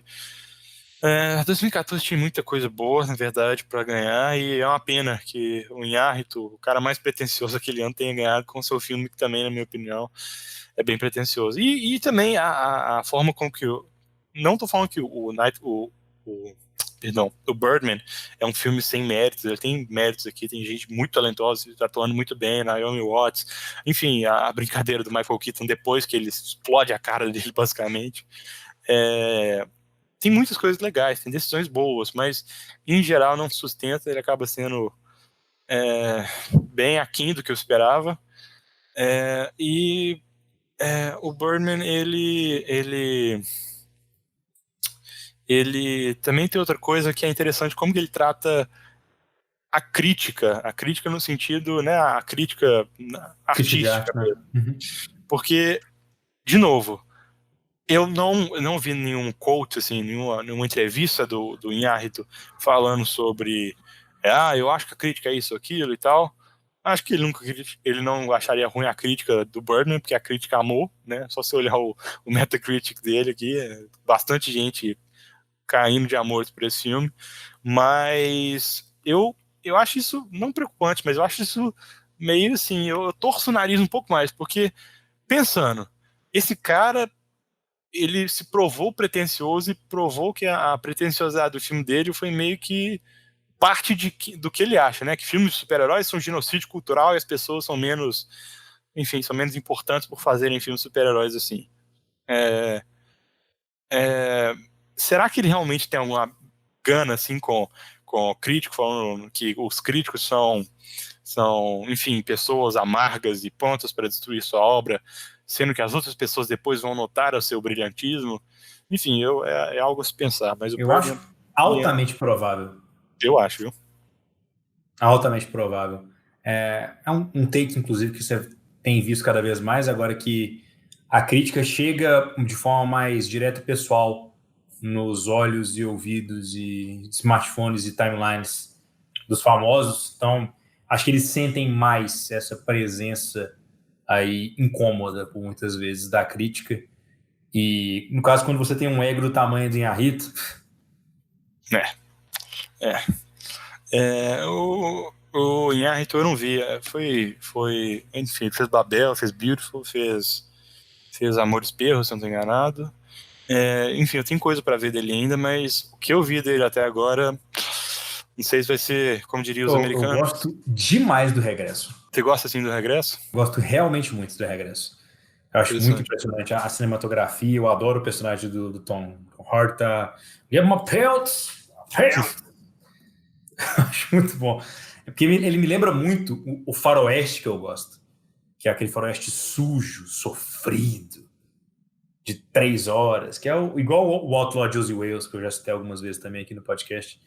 Então, eu gosto bastante de Regresso, mas eu realmente tenho muitas coisas em comum com o seu hot take de Birdman. E eu acho que ele é uma boa transição, você falando aí de Oscar, do Oscar premiar o filme correto e de filme de super-herói, aí tem muita gente que fala sobre filme de super-herói no Oscar, etc e tal. E tem um take que ele é razoavelmente comum, que é o Oscar não importa, afinal é só uma premiação de pessoas de dentro da academia, sei lá o quê. E o meu hot take é o Oscar importa. Então, olha só que uma contradição aqui em relação ao senso comum que você pensaria, talvez, do Abaixo da Crítica, que é um cara que não necessariamente liga muito para a opinião dos outros. Mas por que o Oscar importa? O Oscar importa porque ele tem um poder que poucas outras coisas têm dentro do mundo do cinema, que é um poder que eu acho que ele é levado como garantido, né? Took for granted, e ele é um poder taken for granted, né? Took for granted, meu Deus do céu, que assassinado da língua inglesa. E a gente não aprecia tanto ele porque a gente teve um fenômeno nos últimos anos que o Oscar ele parou de celebrar, pelo menos por uns 10 anos, filmes muito populares.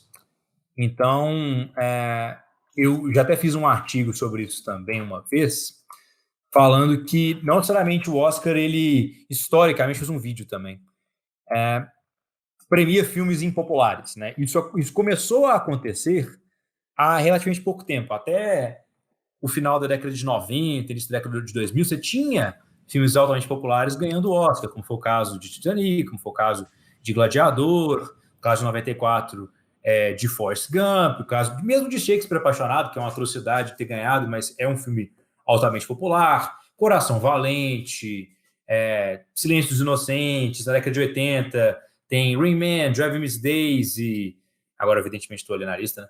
Você tem até o Ordinary People ganhou o Oscar de melhor filme, caralho, não sabia. Inclusive não deveria ter ganho, mas tudo bem. Olha só que coisa. Mas enfim, você tem rock, você tem filmes populares que ganham o Oscar. E aí, a partir de certo momento, no meio da década de 2000, a galera fala assim, mas não quero mais que Senhor dos Anéis ganhe o Oscar, não quero mais que Uma Mente Brilhante ganhe o Oscar. Quem vai ganhar o Oscar vai ser Slumdog Millionaire, vai ser Hurt Locker, vai ser O Discurso do Rei, O Artista. Filmes que hoje eles são conhecidos como filmes de Oscar, né? Tipo Moonlight, tipo filmes que têm aquele cunho mais independente, mais artístico, etc. e tal. E eu não sei se isso é necessariamente ruim, porque por que o Oscar importa?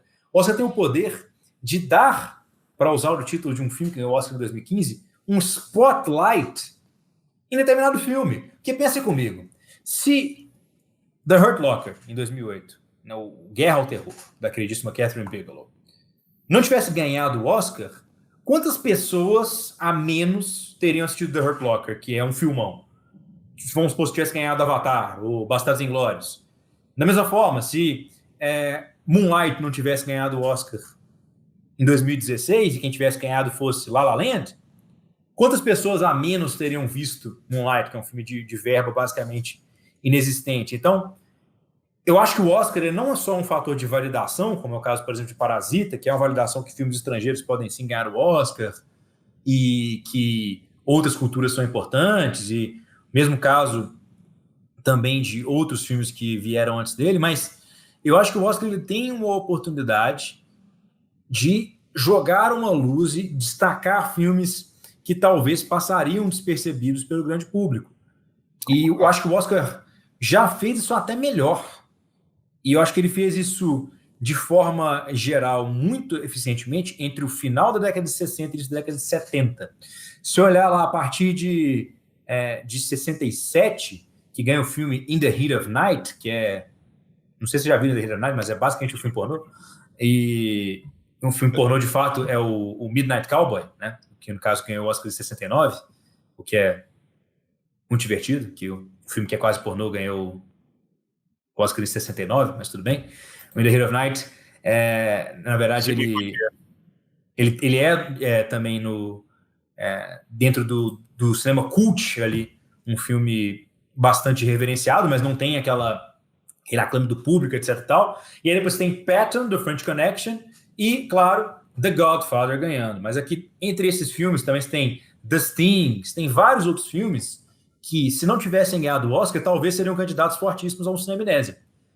E eu acho que esse papel, especificamente, do Oscar como um levantador aí de filmes desconhecidos, é um papel que eu acho que tem sido subestimado nos últimos anos por pessoas que falam assim, isso não importa, são tanta gente pretensiosa, votando em filmes pretensiosos, etc e tal.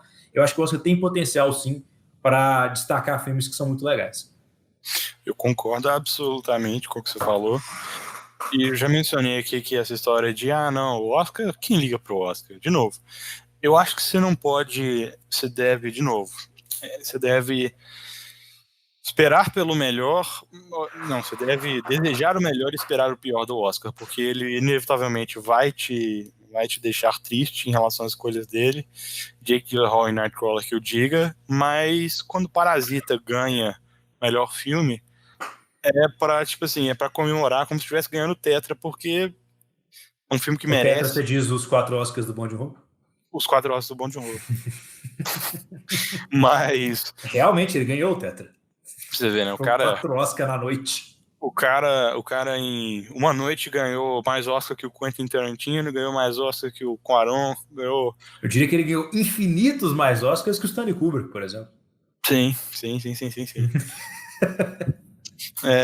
Mas é muito bacana quando filmes que merecem, tipo assim, underdogs, né? Aquele cara que fala assim, quando que um filme sul-coreano vai ganhar melhor filme com tanto de filme expressivo americano no mesmo ano, tanto de filme excelente, quando que isso vai ganhar melhor filme? Quando que isso vai ganhar melhor filme? Quando um filme tão cara de Oscar quanto 1917 está concorrendo. E assim, é o tapa na cara final e assim, merecido, porque acho que parece ser um filme brilhante, um dos melhores da última década aí. E, de novo, eu tava esperando não vou falar que o pior, apesar de que o 1917 com certeza não é tão bom para mim quanto Parasita, mas eu tava esperando já algo que eu não estava querendo ganhar, e quando eu vi que o Bong Joon-ho e toda essa equipe brilhante do Parasita tiveram e vão continuar tendo por causa do Oscar essa visibilidade maior. Eu falei assim, ótimo. Eu acho que é isso. Quantos diretores e diretoras não ganharam um segundo projeto porque eles foram bem numa premiação, foram indicados ao Oscar? Será que se a Greta Gerwig não tivesse sido indicada para melhor roteiro original, melhor filme com Lady Bird, eles teriam dado carta branca para fazer uma adaptação de um filme que foi adaptado 36 vezes, já que é Little Women, e agora ela estaria com a possibilidade de dirigir Barbie? Acho que não. Acho que se Jordan Peele não tivesse feito Corra, e tudo bem que Corra também foi um puta sucesso comercial, mas se ele não tivesse tido um reconhecimento imediato que levou ele a ganhar o Oscar de melhor roteiro original, ele teria carta branca para fazer um filme completamente psychedelic crazy, que é o caso do nosso, que mesmo não gostando, respeito o fato de ser altamente original e diferente.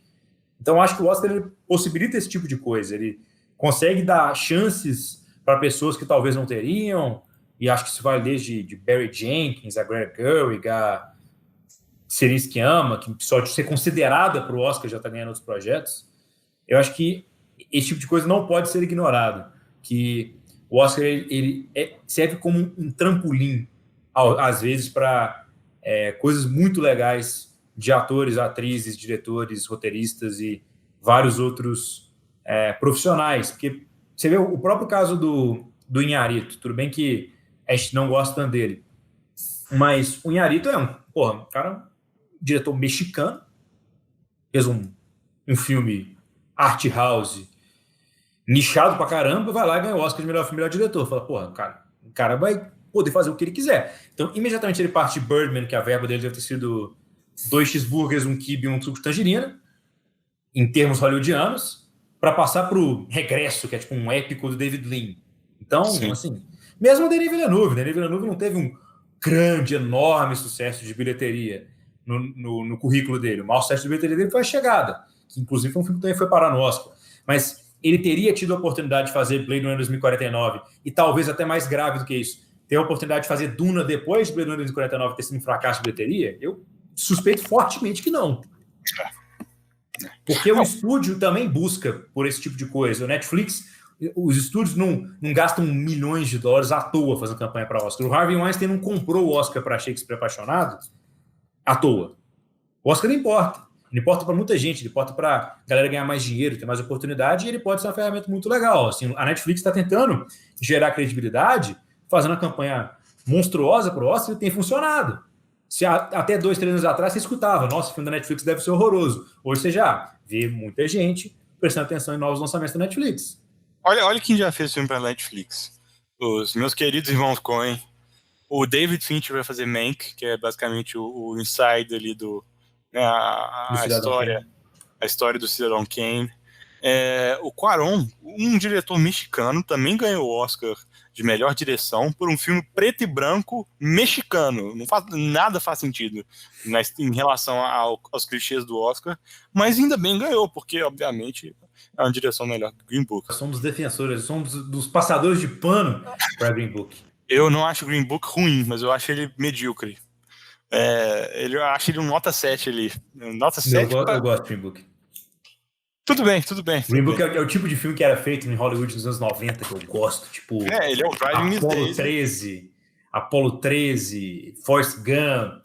Ele é esse filme. Não. Se você não ouse comparar Green Book a Forrest Gump. Que isso, o panorama é muito próximo. Tirando que Forrest Gump é muito melhor dirigido e tem um roteiro muito melhor. Mas o panorama é muito próximo.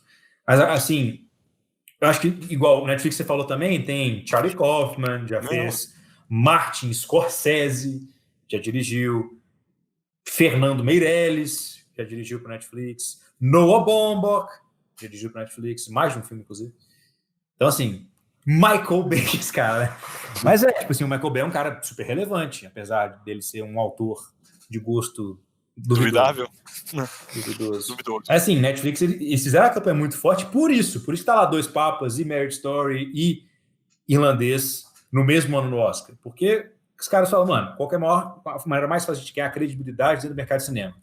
Tem a presença forte no Oscar. Estão certíssimo. E enfim, senhor Spielberg, eu sou muito seu fã, mas não pega tanto no pé da Netflix, não, seu Spielberg. Olha o tanto de coisa boa que eles fazem. Spielberg e o Nolan, às vezes, nos decepcionam, né? Tanta coisa boa que eles fazem. Fica triste com eles, não. Pede um filme pra eles, te garanto que eles vão te dar. Um projeto que você tem na gaveta aí desde a década de 90 que eles falam assim, não sei, vai estar tanto de saco disso pra levar pra Warner, ou pra New Line, ou pra... Enfim. Leva pra Netflix, eles vão te acolher lá. Mas como se o Spielberg precisasse de um pep talk, né?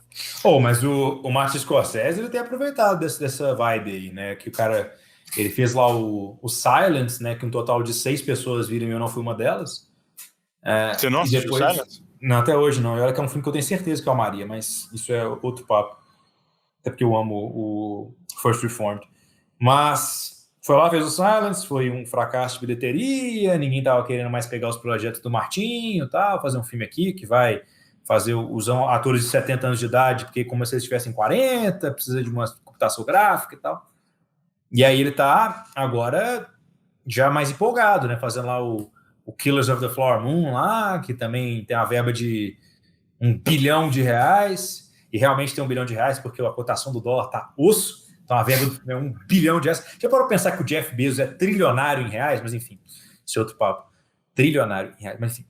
O Martin Scorsese então viu o valor de que você tem a independência criativa plena, você ter o suporte incondicional do seu estúdio, que não vai mexer no seu projeto, e tem gente que não consegue lidar bem com isso. O próprio Michael Bay fez um filme que é uma atrocidade, um verdadeiro atentado contra nossa querida expressão artística chamada cinema, que é o Six Underground, porque ele teve liberdade demais. Então tem gente que não lida tão bem assim, com liberdade demais. Eu acho que o David Ayer sofreu da mesma coisa quando ele fez o Bright. Mas, mesmo assim, são figuras relevantes dentro da indústria cinematográfica, e eu torço que cada vez mais pessoas façam filmes para a Netflix, e cada vez mais a Netflix jogue mais dinheiro na campanha dela pro Oscar, porque o Oscar, sim, importa. Pô, com certeza, eu quero que o Netflix continue destruindo as premiações, assim, no melhor sentido da palavra, com gente de alto escalão, porque, enfim, é um win-win. Pessoal que precisa de alguém que confie mais, mas não vai fazer... O Scorsese nunca ia fazer um Irishman na A24, né? Então você tem o Netflix, que é meio o meio do caminho ali entre um estúdio absurdo e um estúdio que te dá maior, enfim, confia, digamos assim, mais no seu projeto e te dá um pouco mais de liberdade em algumas coisas. Mais um pouco menos de dinheiro, né? Um pouco menos de dinheiro. Mas, putz, eu espero ansiosamente pelo Mank agora do Fincher. Inclusive, falando em A24, a gente não poderia registrar também a atrocidade que foi a Toni Collette não ser indicada por Hereditário.